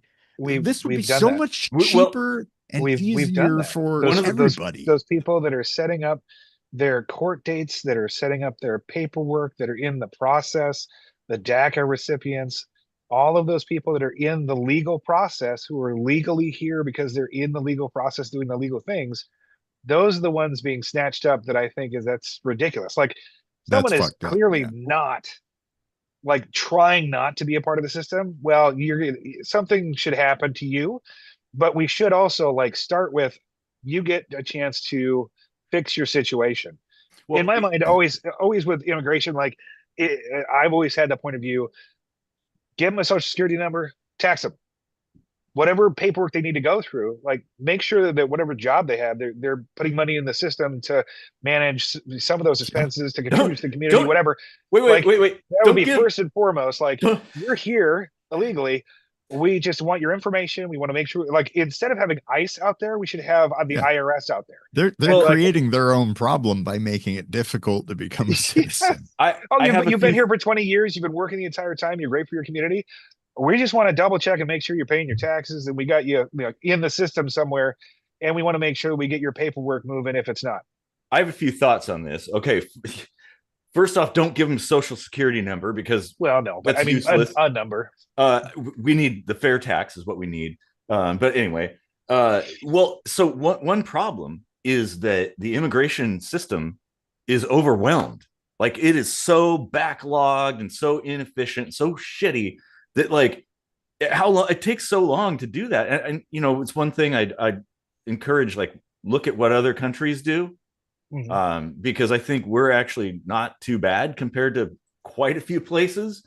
Yeah. And obviously there's room for improvement. Yeah, like it's stupid. It's kind of like, I don't know, the whole enforcement thing is dumb, because it's like, well, maybe we need to address like the flaws before we do that. And I do kind of agree, like, yeah, it like with the permitting thing, maybe you say like, hey, okay, well, you've been caught, and so now here's some conditions, and the conditions involve like either you leave or you enter this particular program that we have that maybe but we've actually done a hell of a lot of work, and it's all online, and it's like pretty quick and simple, and you know it takes like a couple of months or something instead of 10 years. That kind of thing. And well, the one thing that I always say about where I work, and I think that is scalable, is the fact that any governmental institution is a kind of a non-for-profit, right? So we no matter what, we're not going to have the profit to build an Amazon style website. So the website we have is like, it went out to bid, and this is the best one for the least amount of money, and we're trying to balance the budget to make sure that we're not spending too much taxes on this and that. So this is pretty good, but it's definitely not going to be like Amazon level. Like we have teams and teams and teams of people working on refining it over and over again. I do think that would be amazing for the government, because like the efficiency that DOGE was doing is stupid. What they should have done is he should have been like, I have billions of dollars worth of technology. Let's refurbish all of the websites, internal and external, to make them work more efficiently for the American public, for the people who are working for the government, to make sure that they can get these processed quicker and all that. That's really where our money should be going. Oh no, I agree. Make it such a better system. The principle of DOGE is actually really good. However, the implementation was pretty haphazard. Like it's kind of like government, right? Yeah. But like, no, you're right. There should be some kind of DOGE like something that looks at stuff and is like, well, why are we doing this, or why are we doing that? So the same thing is like, why do we have like, what is it, like billions of tons of cheese housed in a cave? You know, why are we paying for that shit? You know, that kind of thing. There should be. Man. Don't fuck with our cave cheese. I'm not shitting you. I'm not shitting you. We actually do have that. And Reagan back in the day came along and was like, what the fuck? And government cheese is the product of that. Like, why don't we do something with it? Why are we just putting it in this cave? So government cheese sounds better than cave cheese, which makes me think smegma. No, if you it's all the optics. If you label it correctly and you make it sound like really, you know, ancient or something, like this is what the cavemen ate, and this is better for you, then there you go. We have a lot of comments though too that we should be addressed, that we probably are out of date now. Well, one, but if you solve people's boogeymen, who will you tell them to blame when their lives are shit? Well, this is true. Yeah, absolutely. Well, and that is how it is. I mean, that we've seen it time and time again, where somebody that's not culpable in a situation gets the finger pointed at them, and it's like, well, this is somebody or something. It could be whatever. Here's the sticky someone wicket will, or whatever to that is if you give people all the means necessary to make their own lives livable, then they only have themselves to blame. That's true. Yeah. I'd prefer a place where they remove the impediments for me to make my life good. But yeah. that therein lies the thing of why I think we need a variety of options for people to test out ideas. You know, I think that would be good. And at that point, well, yeah, there's a whole lot of things we like, man. But let's see, and oversight groups, and it Well, and they really did what got they were into that. supposed to do. Yeah, destroy a Yeah, bunch of stuff, which is true. I mean, like but there's been so many. There's so many departments that we have. There are three-letter departments. We should have like a centralized IT department, like this, and it's that just filled is with IT, super smart IT people, and not like, well, and yeah, whoever's in charge of it can't be voted in or put in place by the president. Like it's just like maybe everybody in the IT community is those are the people that are yeah, allowed to no, vote. no, I But agree like, because that's a really good idea. See, because we're still operating as if it's like the 1980s or something, well, and in no, all of we these, should have. there's separate entities that have separate resources that are worked as separate businesses that kind of work together, kind of. But realistically, they're all separated and they all have different levels of technology and everything else, which is dumb. Should be like a government wide, like here's our IT department. They're going to handle everybody's stuff. At the federal Yeah. level, yes, I agree. Yeah, There should be a federal IT department that instead of because what you have is each three-letter agency has their own IT department, yeah, and like, well, why don't we just have a uniformity where there's Yeah. okay, we just have one, and then the cool thing is you can push more resources. It basically instead of it being a small budget for a small IT department for every agency, you'll have you can take all that money and put it towards one grand IT department that now they have like a hell of a budget. yeah. You know, like, oh wow, shit, we've got money coming out of our ears. Like, and then we'll Now have Amazon level stuff. Because they right could now, if have you look at committees for innovation. government websites, every single one of them, it's like, man, this is a throwback to the 90s, man. Every Yeah. time I go to like the DOL or whatever, any the IRS, it's like, wow, this is so 90s, man. And just also just like on security, working with my parents' stuff, right? I have to log into their stuff. So I'm logging into the VA or logging into the SS, Social Security and all this other stuff to try to get documents that you need for everything. On all government websites now, you have to go through a big thing to get a password. But there's two different versions of it. There's like ID.gov and like password.gov or something like that. But there's two separate Gov like me or like something like things that. you can jump through. Like that doesn't make any sense because now No. all of the government websites are using it, but they're both using either or there may be even like four or five. I think once you get to the military level, there's like multiple levels of different Well, they password each programs have that they two, but use. it's not always the same two. Like, yeah. Right? Yeah. Like what is that? Like there Yeah, should there's be one. GovMe, there's login.gov, there's like, Login.gov. That's yeah, what it is. like Hmm.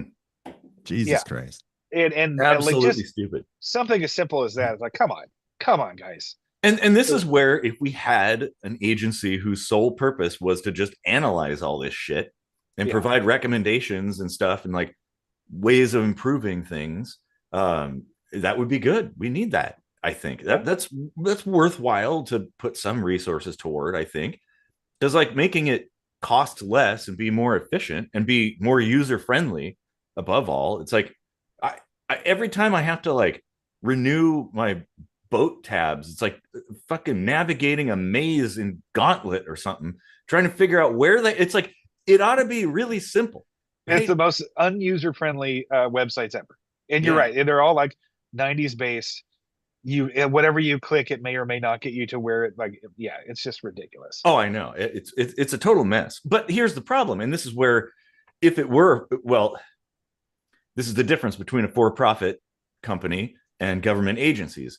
the government agencies are going to get paid regardless of how good of a job they do.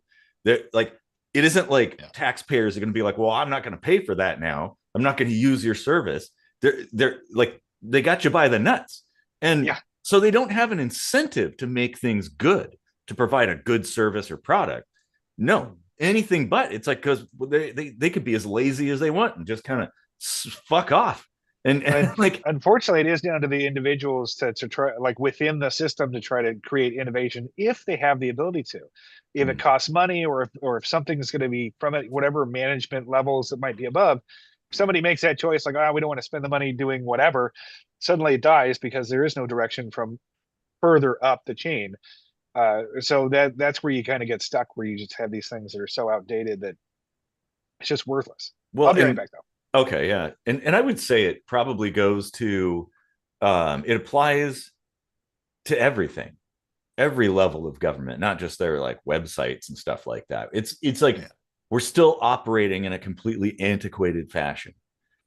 And I mean it's just shy of insert your AOL disk now, but it is like, it definitely needs an overhaul. And there's a comment here that about oversight groups that I just want to reiterate my position on that. Like, we really need to just implement those. Like, there's not really anything in our Constitution that guarantees those, but there's also not anything in there that says we absolutely have to like petition the government to allow us to do that, right?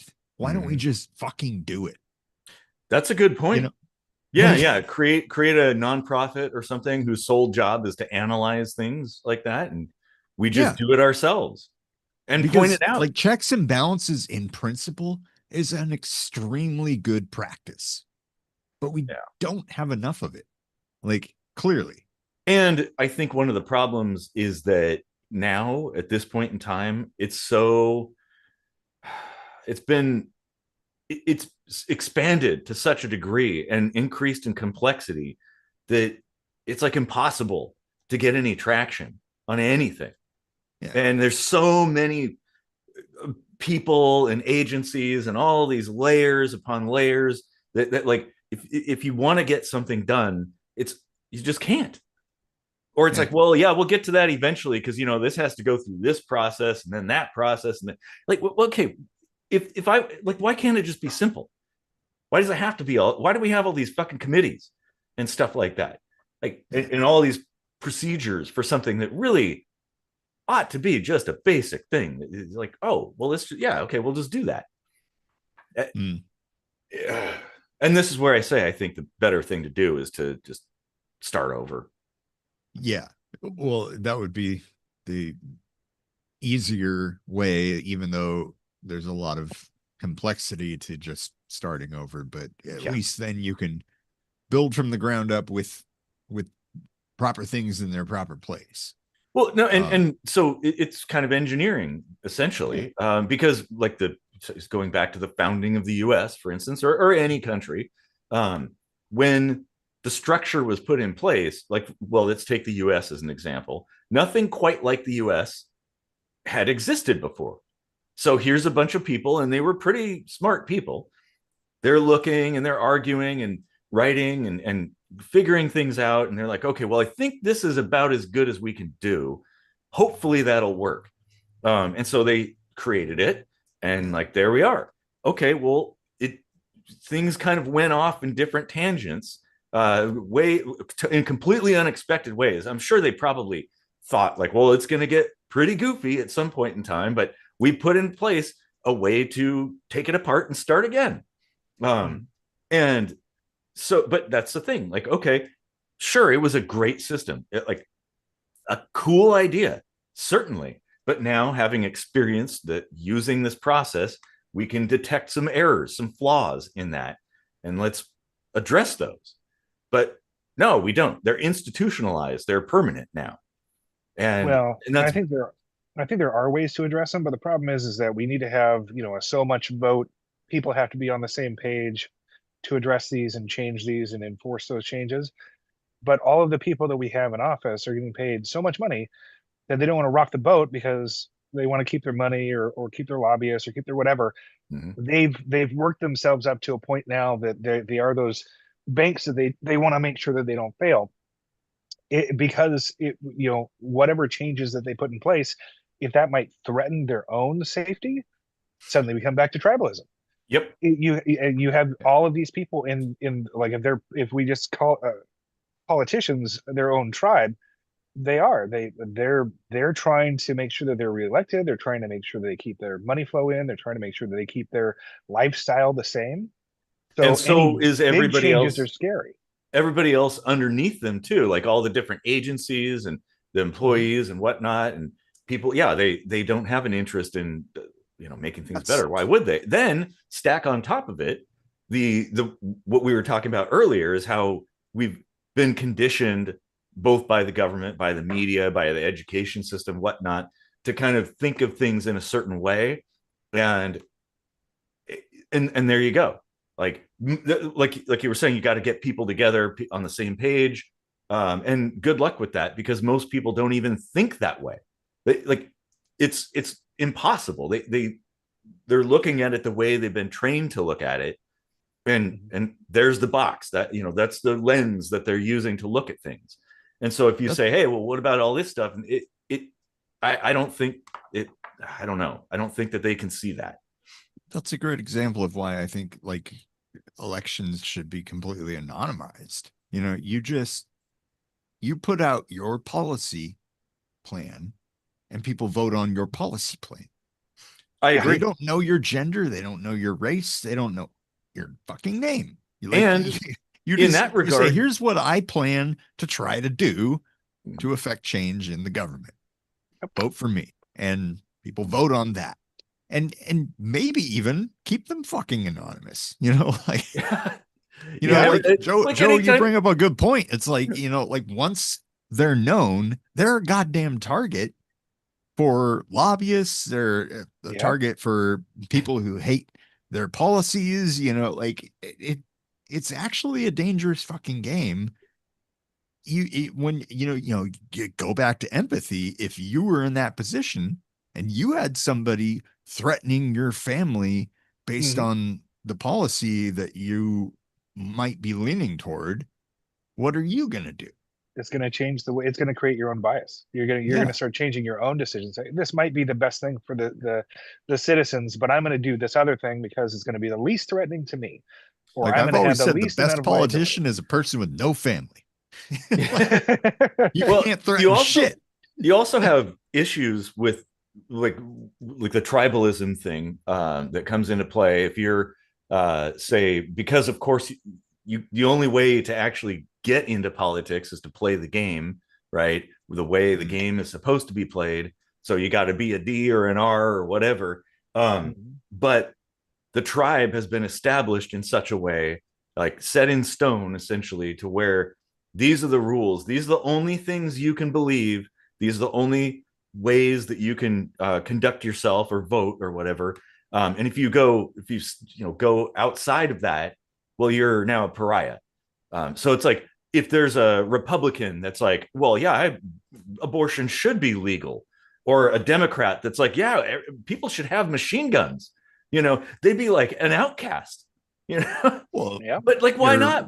Your Ron Pauls and your Bernie Sanders, like exactly. They were forced to run on a ticket that they don't really align with. But then, of course, those people were like, well, they're not real, blah, blah, blah, like. Exactly. And it's bullshit because, and like your idea with anonymizing people, I'd love to see the interviews or whatever, where they're like blurring their face on TV and like changing their voice. They have like there's a whole other aspect all of vocoders for voice changers. Yeah. It all sounds like Daft Punk. Yeah. You have the psychological push, though, to become into politics. There's a lot of ego involved in that as well, because you get to be the mayor or the governor or the senator or whatever. So there's a lot of people that do it just for the prestige and for the money. And people power. Actually, that is a huge problem, and that's why I say it's a popularity contest above all. Yeah, because think about it. Anonymity would detract those people from Yes. polluting the fucking system then. Well, yeah, absolutely. Because if you think about it, because of what we're saying, what kind of person would that position attract? Would it attract an altruistic humanitarian who just wants to make the world a better place? Like Jimmy Only Carter a or something? yogurt. Yeah. No, it attracts like people, sociopaths and shit like that. Definitely narcissistic personality Yeah, types will come out, narcissistic. right? And those are those the people we really want to be in charge? And when you look at the CEOs, the people that get to that level of companies or in politics, a lot of them are those people who have those narcissistic personality types where they just like, I'm going to push through everything to win, and I'm going to make as much money as possible, not because I need it or I'm going to do anything good with it, just because that's what my psychology tells me I need to do. One of the things that it brings me back to the thought of Barack Obama, right? So at one point he was kind of describing his path to presidency, and he was like, started at city council, and he was like, there's a bunch of random people here. This isn't great. I'm going to try to get to the next level. So he goes up, and, goes to the house and goes up further and further and further. He said that every single level is just a bunch of random dudes that are ridiculous. Like none of them are like super smart in whatever field. They're just random dudes that got there, dudes and or chicks. But like it's just a bunch of random people that aren't any special or smarter than your neighbor, whoever your neighbor is. And he's like, even at the presidential level, it's the same. Like on an international level, these are just a bunch of random people. I think that that's one thing that we need to keep in mind as voting citizens is the fact that, like, a lot of times we try to put people on a pedestal, like you're the mayor, you're the governor, you're the senator, you're the president, you're the defense secretary, whatever. They're just some random guy that you see at the bar. Same thing with basically, it's no different than celebrities. Like if I met somebody, I'd be like, hey, what's up? Yeah. Like whatever. And the best celebrities would probably do the same thing. Yeah.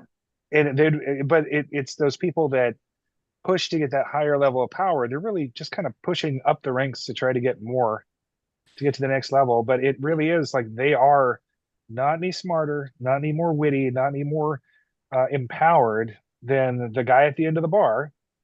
And we put them on this pedestal because they have the power, but they really aren't. I mean, like we as the people need to figure out how to not necessarily manipulate, but we need to influence those people above us to do what we want them to do as a country. Well, otherwise, left to their own needs, they're just gonna do whatever gets them a paycheck and some spotlight. And what you said is correct. Yeah, they're just people like anybody else, and there's no reason to put them on a pedestal. And I would say they're not above us; they're beside us. The idea of power is it's a facade. It's just what's funny is I'm sometimes treated like a celebrity here in Germany for being American. Yeah, like when people find out I'm American, oftentimes I've noticed this behavior change instantly. They're treating me as like a total fanboy moment, Like I was at a McDonald's drive-through once after going indoor climbing. We went next door to McDonald's and I was going to get something for my stepdaughter, and I'm driving, right? So my wife is ordering, like leaning across and ordering in German and stuff. And we get to the window and the guy's talking to me, and my German still wasn't so good at the time. And my wife just took over and said, he's American. He was like, you should give him $1. He's like, I always say dollar, like instead of euro. And like, and I was like, okay. but it's like, what the hell was that? Like he just instantly turned into like this, oh my God, a fucking American. Like I really met an American, he probably went and told his parents that night, and that just showed me, like it's natural for us to see something that we kind of have in our heads in this exalted place, right? And just completely like go to mush and be like, whoa, Yeah. And And there's not necessarily anything wrong with that, but it's also something that you should kind of be able to step back and go like, okay, maybe I need to dial it back a little bit, because I would say I agree that, but like where we should maybe be even more inclined to take a step back is when it comes to these political systems. yeah, Any because system that's that, not really like a celebrity Yeah, position, and that's be. I think that's the main thing that we need to try to realign is the fact that so many of our people that are in power in the government are getting to a level of celebrity status. They're on Yeah, TV, they're doing press releases, and people are looking at they're falling into this sort of celebrity realm where realistically they are just governmental employees, whether they're Which a janitor or whether they're a governor. Like they're just employees of the government to try to keep the system moving from whatever position they are, and that's really what they should be looked at is just civil servants rather than that was senator exactly. this or president mm, that. That's what I was. Yeah, I agree. yeah, The original concept was they served us. That would be what it would be. You're hired as a servant to the public to do public good, not the other way around. You're not right. in charge. You're doing our bidding, bitch. That's how we should be looking at Yep. it. And that leads me back to the concept of the oversight. Like, we're actually the bosses. Yeah. Like, in any way you interpret the Constitution, like, we the people is fucking all over that shit. Like, Mm-hmm. so why aren't we acting like it? You know, Yeah. Mhm. We like should be. And we should be running the show. And I'm sorry, voting is not running the show. no, voting's just simply selecting your servant is how it should be seen. Like Yeah. whoever you Yeah. think can do the best job that needs to be done. Yeah. But it's That's like all it is. the I feel like servants there should be we've hiring selected criteria are as well. manipulating us to reselect them over and I, over. and it's generational. This Yeah. is the problem. That Mhm. it started a long time ago, and over time, it's become more and more entrenched in our culture, and that's not good. Well, and Yeah. that's tribal too, just on an individual or family or community level. Like, a lawyer is going to know how to send their kid through all of the stuff to become a lawyer, and then they're going to go through the same process. And you're going to have these families of lawyers or families of doctors or families or whatever. When you have political situations like that, the same thing happens where politics goes to the family. And then suddenly, great grandpa's ideology, whatever that case may be, is now carried down through the family. Well, it's not necessarily the best, not really what we're looking for. I'd It love to have some sort of hiring criteria, like you have to be good at this job to get the job, and then we can vote on like our candidates that are good at the job. Where yeah. right now we really don't. It's like you go out there and put up a bunch of signs and try to just get elected. You didn't have to pass any criteria to get to that point, which is fundamentally unfortunate. You know, And The political process has a geographical reach, and this goes two ways. Like, this is why balkanization would be a good idea for the United States, because a smaller area to govern mm-hmm. allows you a far greater chance at success in doing that. But voting on a local level actually does make some difference.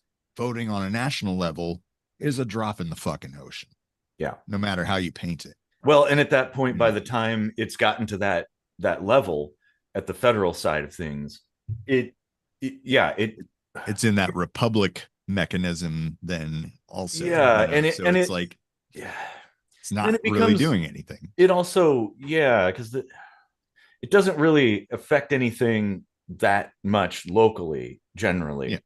Yeah. And yeah, also the other factor too is on a local level. The smaller the scale is, the easier it is for the people to affect change and like, let's say they made a mistake, right?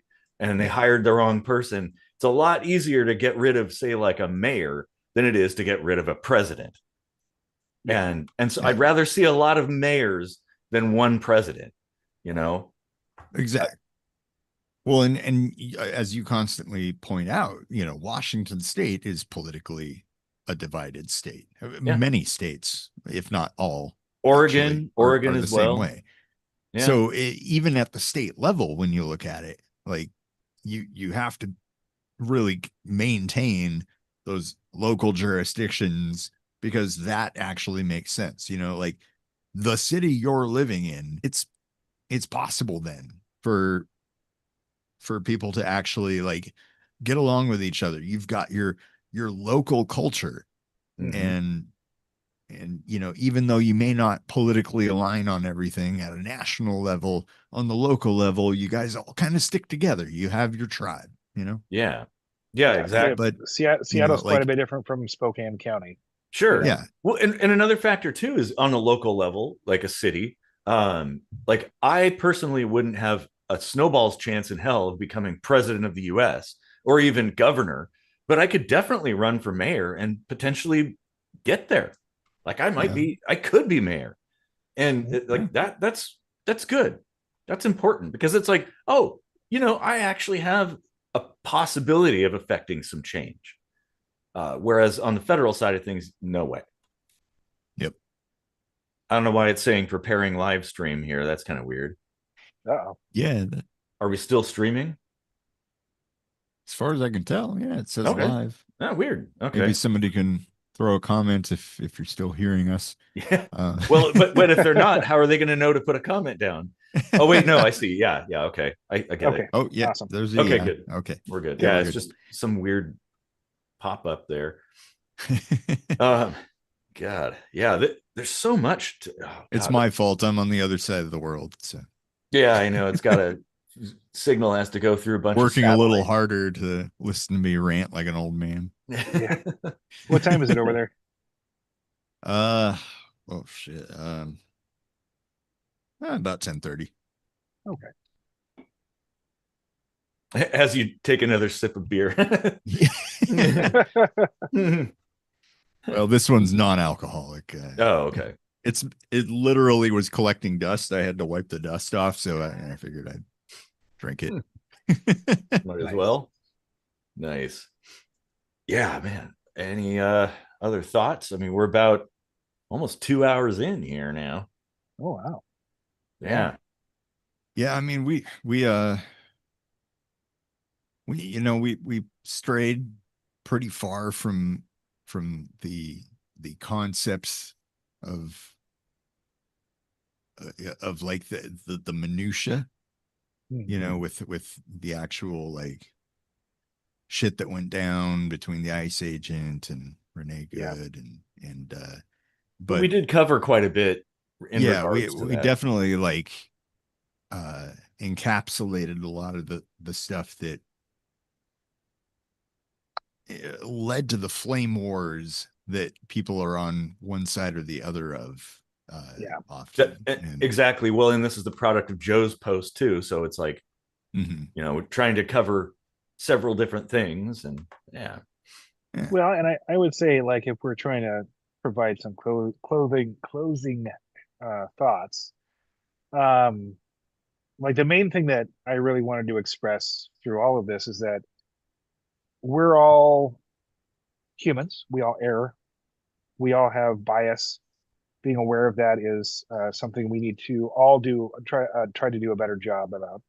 And then trying to find common ground and a better starting point for any conversation, whether it's political or religious or whatever the case may be. If there's somebody who's not a part of your tribe, to try to be empathetic towards whatever they're talking about, wherever the case may be, and to start the conversation um, from that point of trying to ask questions, trying to pull instead of push, trying to reach that common ground as a foundation, and then build the conversation and the connection through that.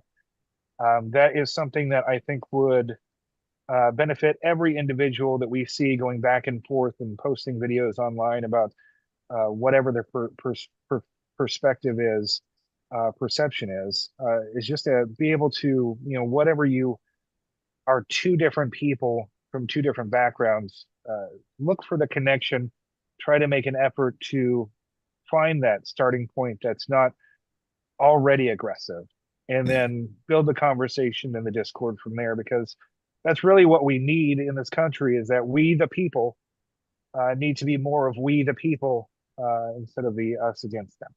Yeah, we're more than likely aligned on our goals. Mm-hmm. It's just a question of how we're getting there.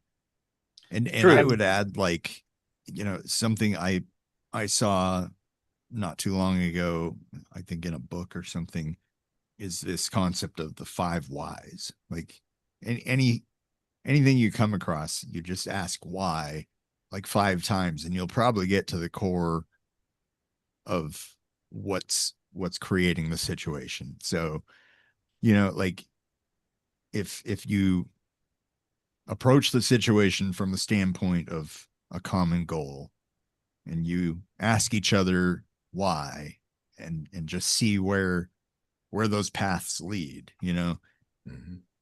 you probably will both find the points where you were duped, if not one of you, like, because there's a lot of that going on, There is. Well, and there's a lot of statistical manipulation. There's a lot of emotional manipulation, and that's pretty much all we see anymore, really. yeah, Mhm. pretty much. As I pointed out with several different scenarios where there's like a simultaneous reduction in crime and a crime epidemic that we need to, like focus all of our energy on, and so everyone gets all enraged and throws their support behind the thing that statistically seen we don't actually need, like, Mm-hmm. Control so by I fear. like the know? 5 whys concept because it kind of reduces things further closer to like first principles, basically. Yeah. Yes. Uh, Old Rat left a comment: "You're applying logic to an illogical situation." Well, that's the only way to stay sane, Yeah. honestly. And also to avoid being manipulated, because there are a lot of players out there that are trying to manipulate people.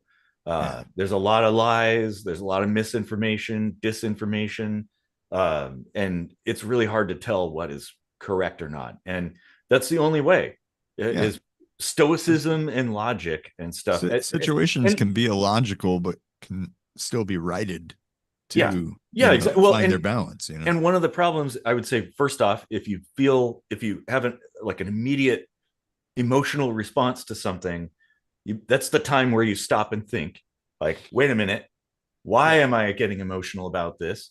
But yeah, emotion is used as a lever Well, that's against the the first of populace. 5 whys, isn't Yeah, exactly. it? Well, and also it emotion. can be used, but it can also be overlooked, where if you don't take the time to look at yourself and the emotion you're having, it can be accidental. So many times that misunderstanding can be accidental and so easily fixed by taking a moment to step back and make sure that you're aware of where you're coming from. Exactly. Well, and also emotion can cloud your judgment. Just if you're intent on solving a problem, emotion can get in the way of actually solving it. Like in the first rule of crisis response is, calm, remain calm. Start, okay, well, yeah, there's a fire or there's some kind of incident. All right, well, remain calm, because the last thing you want to do is get all emotional and be incapable of doing anything about the problem. Like if you're getting hysterical, like, oh my God, there's a fire, and you don't have a plan, you don't stay calm and organized, well, then it's going to get out of control and you'll be able to do nothing about it. And so that's my advice, I guess, when it comes to anything like that. There have been studies constantly over time that have shown emotions make memories stick more. Mm-hmm. And the memories that are associated with that emotion are also influenced by that emotion. And so that propagates itself throughout time, like, oh, I was so angry that this thing happened, and look, it's happening again, and now I'm even more angry, and so it really has a multiplicative effect in that It's regard. almost a deceptive effect too, because maybe the situation is not anywhere near the same. Right. Like And it could be in interactions, there have been other studies that show like we remember the things that were said to us if they triggered an emotion more than the things that we said in response to it. And like there was a lot of interesting aspects to that study. I'd have to try to find that one again, but um, just our interactions with people and our memory of how those interactions go are so Emotionally driven. contingent on emotion. Mm-hmm. So I would almost say it's tricky to say like try to completely keep your emotion in check, because it is an evolutionary necessity, like it's there to signal an actual need for something, And it is a part of potentially. our individual personalities. So for Yeah, us to but be individuals, it's always going it to can be be, our history and basis that make us up to who we are and our yeah. perceptions and But as I said earlier, it can also be exploited. So yes, It often is. Yeah, absolutely. And I guess we need to, okay, we should allow the emotion to reside within us, like feel it, accept it, but don't let it control you. Don't let it rule you. Don't let the emotion become the thing. yeah. It's like, okay, well, maybe the emotion causes you to motivates you, right? Perhaps. Like mm-hmm. otherwise you might not do the thing that like fear, for instance. Like, oh yeah, I don't want to lose my job because then I'd be out of a house, and I've been there before, and so and that's fine. But like if you're behind on bills and whatnot, and you just simply stew in that emotion, that concern and stress and fear, and it consumes you, well, you're not going to be able to act to effectively extricate yourself from that situation. So there are times to have emotion, and there are times where you need to act logically and methodically. Like, and also I would say have plans, make plans. That's always, I do that all the time. I'm a planner, and I'm a prepper too. So like, I'm ready for everything now. So that's one of the things, like there's a big difference between when you're ready for things or you have a plan and when you don't, and you just kind of go through life assuming it'll never happen. Like I have supplies for basically anything. Simple stuff like, oh, the power goes out for a few days. Well, I'm good. Whereas some people would be like, oh shit, it's like 20 degrees out there. And what am I going to do? Power's out. I don't have anything. I'm like, okay, well, pull out the propane heaters, some candles. I've got flashlights. Like everything's good. Got my little camp stove. I could cook food. I got my MREs. And so, I mean, people don't necessarily have to go to that extreme, although I do recommend at least being ready for a little bit of something, but also be ready for anything in the world, anything in life that, like, okay, have a plan, or think about it, I guess, run through your head. having absolutely direction, anything. Like you walk having out the some. door and there's a dead sparrow, and you happen across this time one, so you shoot the dead sparrow and it turns into a giant T-Rex. Well, What do you no, do? no, And then a UFO lands in the front. not fantasy stuff. I'm not. Although I do have my lightsaber, so I guess I'm ready for a few things like that. It's all possible. But But having some sort of pre-planning for, in general, like have an idea of what you want to achieve in whatever situation. If you go into let's say a discussion about politics or whatever, because I'll bring it back to that. You go into a discussion about politics.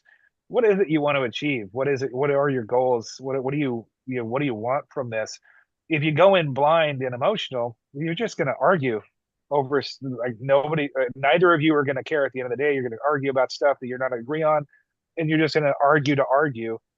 is that really what the goal is? I mean, if That's you a want to waste have a of time. discussion, start from a different perspective, or if you want to argue your point, come with, all the logical aspects that you can try to argue the equation that leads to your final thought process. But if you just enter into something emotionally without an idea or a goal, even not necessarily a plan, but a goal or a direction, um, then you're going to be left to the emotions of the situation to just get ground up with the other person, and that's no Sure. good. And we also have to take it from a perspective like when you have two different schools of thought, like diverging schools of thought, that maybe can't seem to somehow come together, like what pick whatever, any kind of contentious subject. Yeah, you shouldn't go into it being like, well, I'm going to change that person's mind. No, you should go at it from the standpoint of maybe I'll plant some seeds that will grow over time. That I'm not expecting that you're going to come out from this discussion thinking the way I do. In fact, I definitely don't want people like I want everybody to be autonomous and have their own thoughts and the things being the product of their experiences, but not everybody has the same experiences and stuff. So like I at least want people to maybe entertain something like what if, or what about this, or maybe this, that kind of thing, and get people to think about alternatives because when it comes to anything, be it a problem, let's just say problems, there's usually more than one solution, uh, oftentimes more than two. And so, and sometimes there could be like it's not like it's either or. Sometimes like multiple solutions will all work in one way or another. And so that's kind of the angle that I approach things from. It's like, yeah, I don't want to change people's mind, but I just want people to maybe think about an alternative angle because that's beneficial because now it gives you a little more insight into the broader picture of things that like people get very myopic about things they believe, especially really strong beliefs like religion and politics and stuff like that. But like, the world is bigger than that. Like, and that maybe that's something we need to consider. Being more self-aware and more empathetic. Mm-hmm. Yep. Yeah. Yeah, I would encourage people to watch all those videos from all the different angles. We have plenty of the story there. And then there's backstory on all the players involved. And look into that and then go step by step and ask yourself why with each scenario that you can think of a why question to apply to it. Like why was Renee Good blocking them in the first place? Yeah. And you can find that answer. It's Sure. out there. And like she had been seeing her neighbors get picked off one by one, disappeared, and felt helpless. and So it, that it was doesn't what she was doing. yeah, and it doesn't have to You know? be a good guy bad guy thing. It could just Yeah. be like people made mistakes. Those are all like objective factual statements, like Mhm. that's why.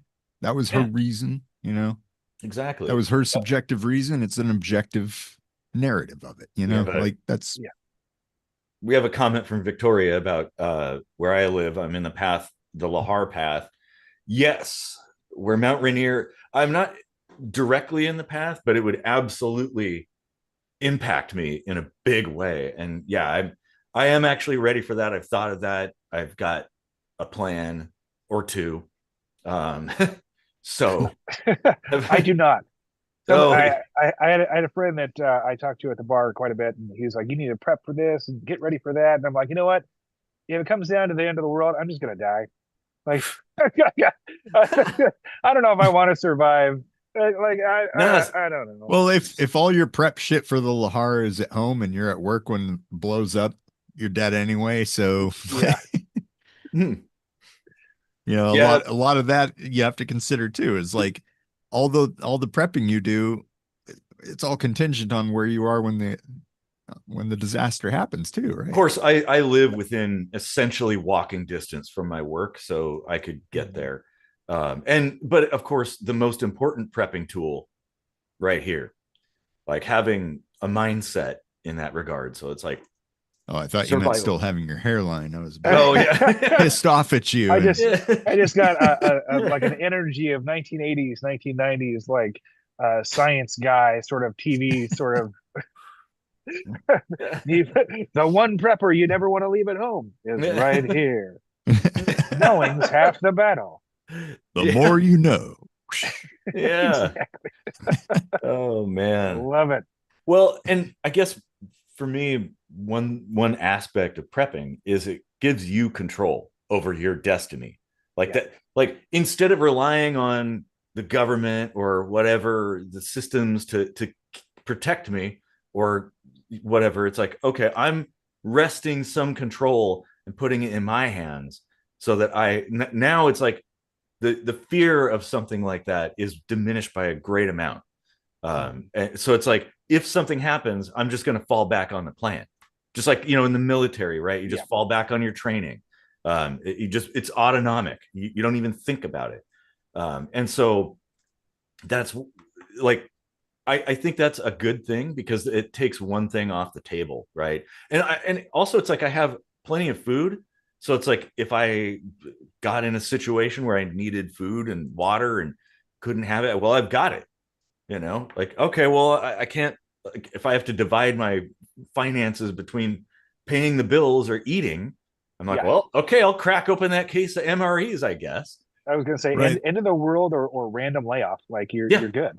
Yeah. And that's because it's more than just zombie apocalypse stuff. Yeah. Well, I was going to say, they say, like, economically speaking, you should have 3 to 6 months of salary in your savings just in case. But if you've got 3 to 6 months worth of food, maybe you don't need that much money. Exactly. Yeah.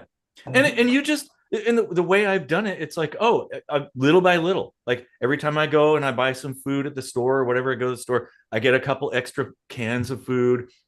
Maybe if I'm at Walmart, I'll get one of those 30-year shelf life cases of like rice or whatever. And now I have a stack of them. Like it took a while, but like, yeah, it's like I didn't have to drop like 10 grand or something at once to get it. It just over time. And everybody can do that.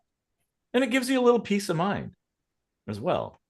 Yeah. So, and I think it does, what I'm saying does kind of apply to what we're talking about too. Because also for me, it isn't just about me. I'm prepping for me and my friends and my neighbors too. So it's like, at least I'll be able to sustain some people for a while should something happen.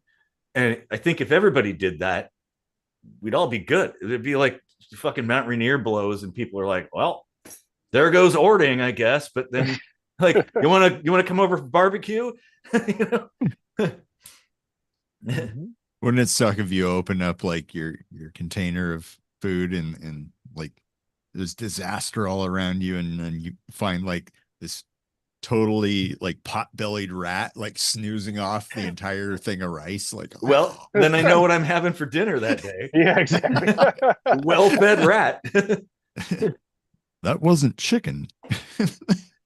That was that man back there. Oh yeah, Victoria is talking about wanting a freeze dryer. Yeah, absolutely. Freeze dryers, they're coming down in price. They're getting to the point now where it's like, yeah, it's kind of expensive, but they're way cheaper than they used to be, and the trajectory is like they're just going to get cheaper. And that's a huge deal because like you could cook something if you have leftovers, you could pop it in the freeze dryer, put it in a bag, whatever. There's so many things, you could store things for long periods of time. Like I always if I buy anything fresh, it goes bad before I can finish it because I'm just one guy in a house.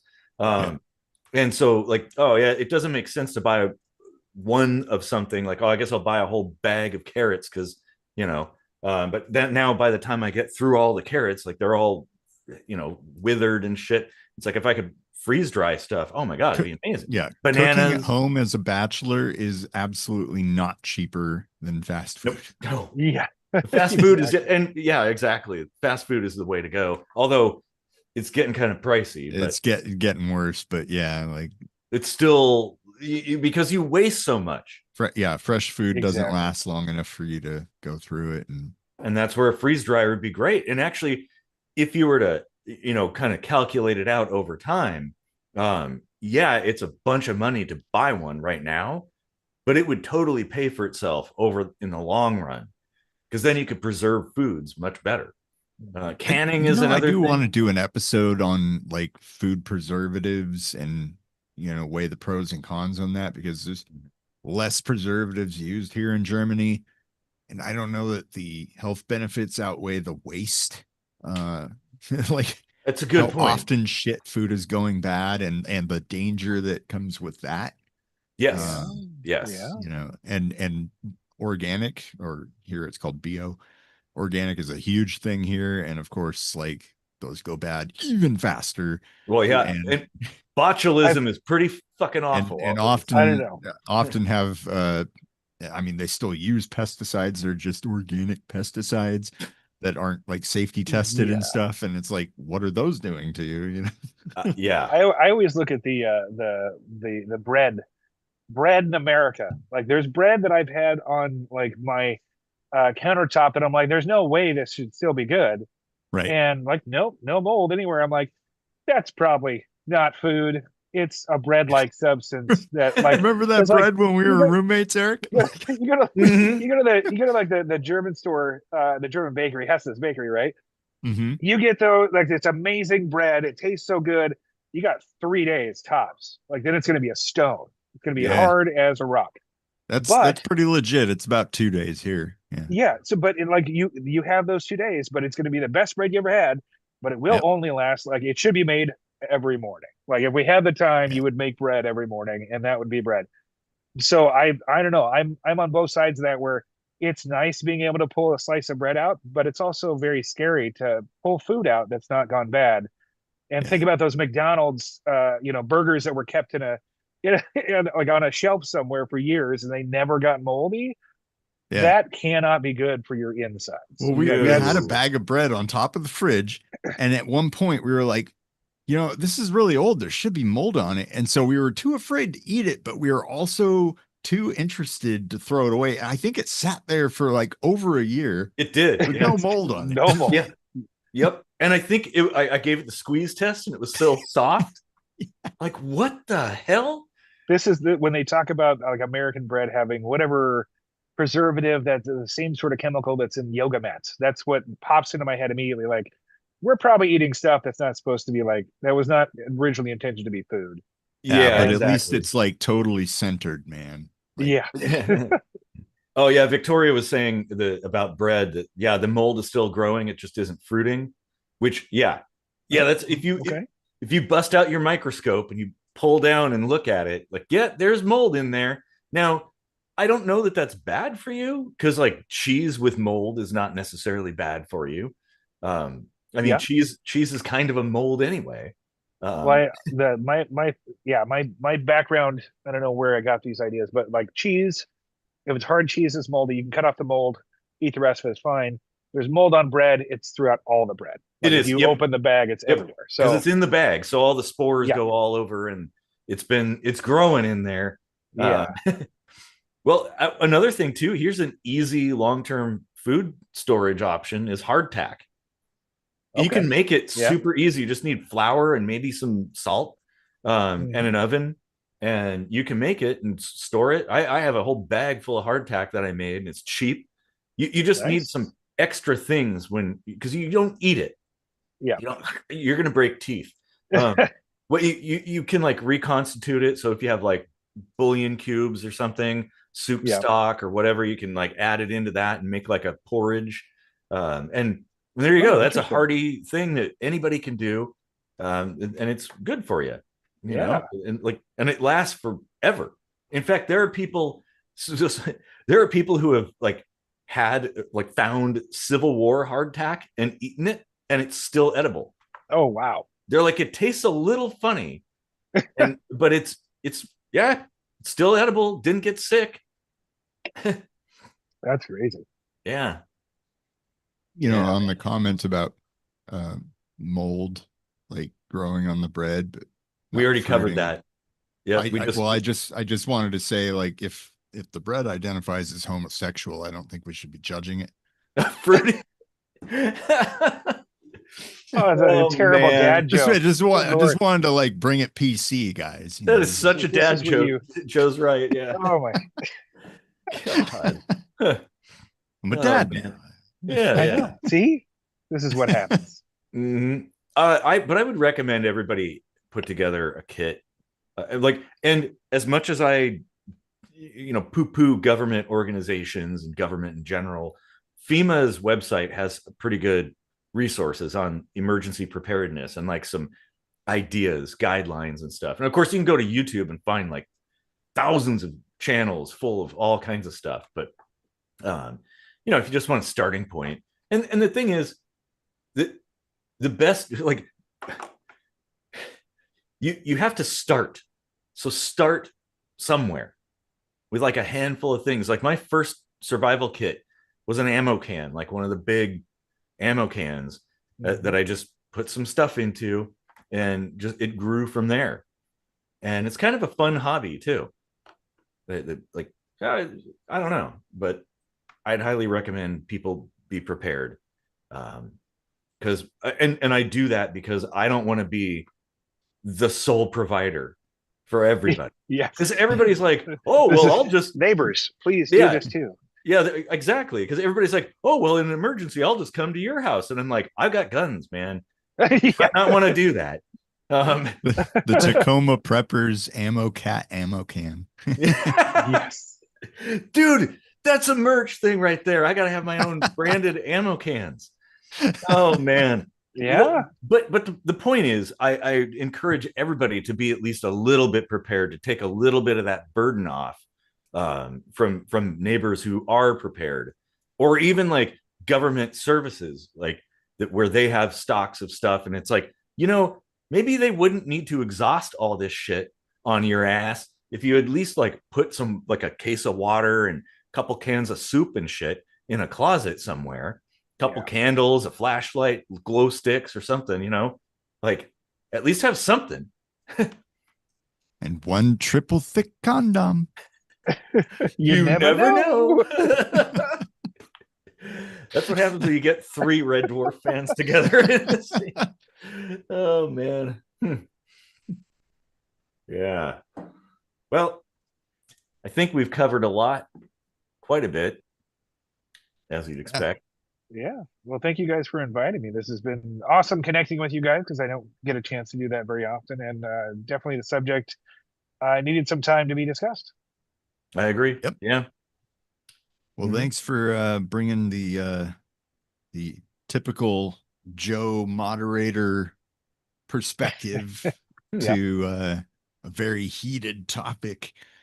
And like I really enjoy that we had some viewers engaging with us on this, and it remained peaceful, and there weren't like flame wars going on and stuff. And that should be the takeaway that anyone watching this after the fact really gets from it, is like however pissed off you might feel about it in the moment, it's worth stepping back, breathing, analyzing it again from a calmer perspective.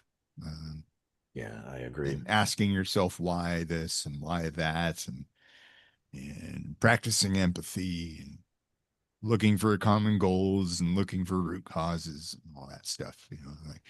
And you just practice that with everything, and you'll generally be in a better place in life. And the world will be a better place. Yeah. That's it's more than just you too. It's like if you're improving yourself, you might be improving other people too.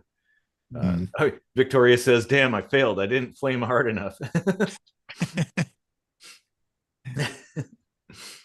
Well, there's always next week. I'm sure we'll have something equally frustrating to talk about by then. Oh yeah, I mean, just shit that just sounds pops right. off left and right. So there's Yep. always another thing. There's a whole Greenland thing that's going to happen. Oh, So oh that'll be yep, fun. that'll be next time. Maybe we'll talk about that next time Yeah, or Oh something. Greenland, man. NATO, World War III. And we've also got the potential with Iran. We've got Venezuela. There's all kinds of random shit that. Well, I mean, because most of that, those are just kind of up in the air as far as like what the future will hold, and everybody's Uh, speculating. But it's like, you have no idea what you're talking about, do you? Just making shit up. Like, but I'm sure some kind of outcome or something will happen, and that'll be definitely something for conversation. Yep. Absolutely. Mm-hmm. Well, We're thanks getting close everybody, to and season 8, and we're oh, still not running out of stuff to talk about. So. Yeah. it's because the world keeps turning. Yep. Yep. Well, thanks everybody in the comments section down there for joining us, and thanks Joe for joining us. Got to do it again. Absolutely. Thank you so much for having me. Mm-hmm. All right, everybody. Well, take care of each other out there, and have a good day or night or whatever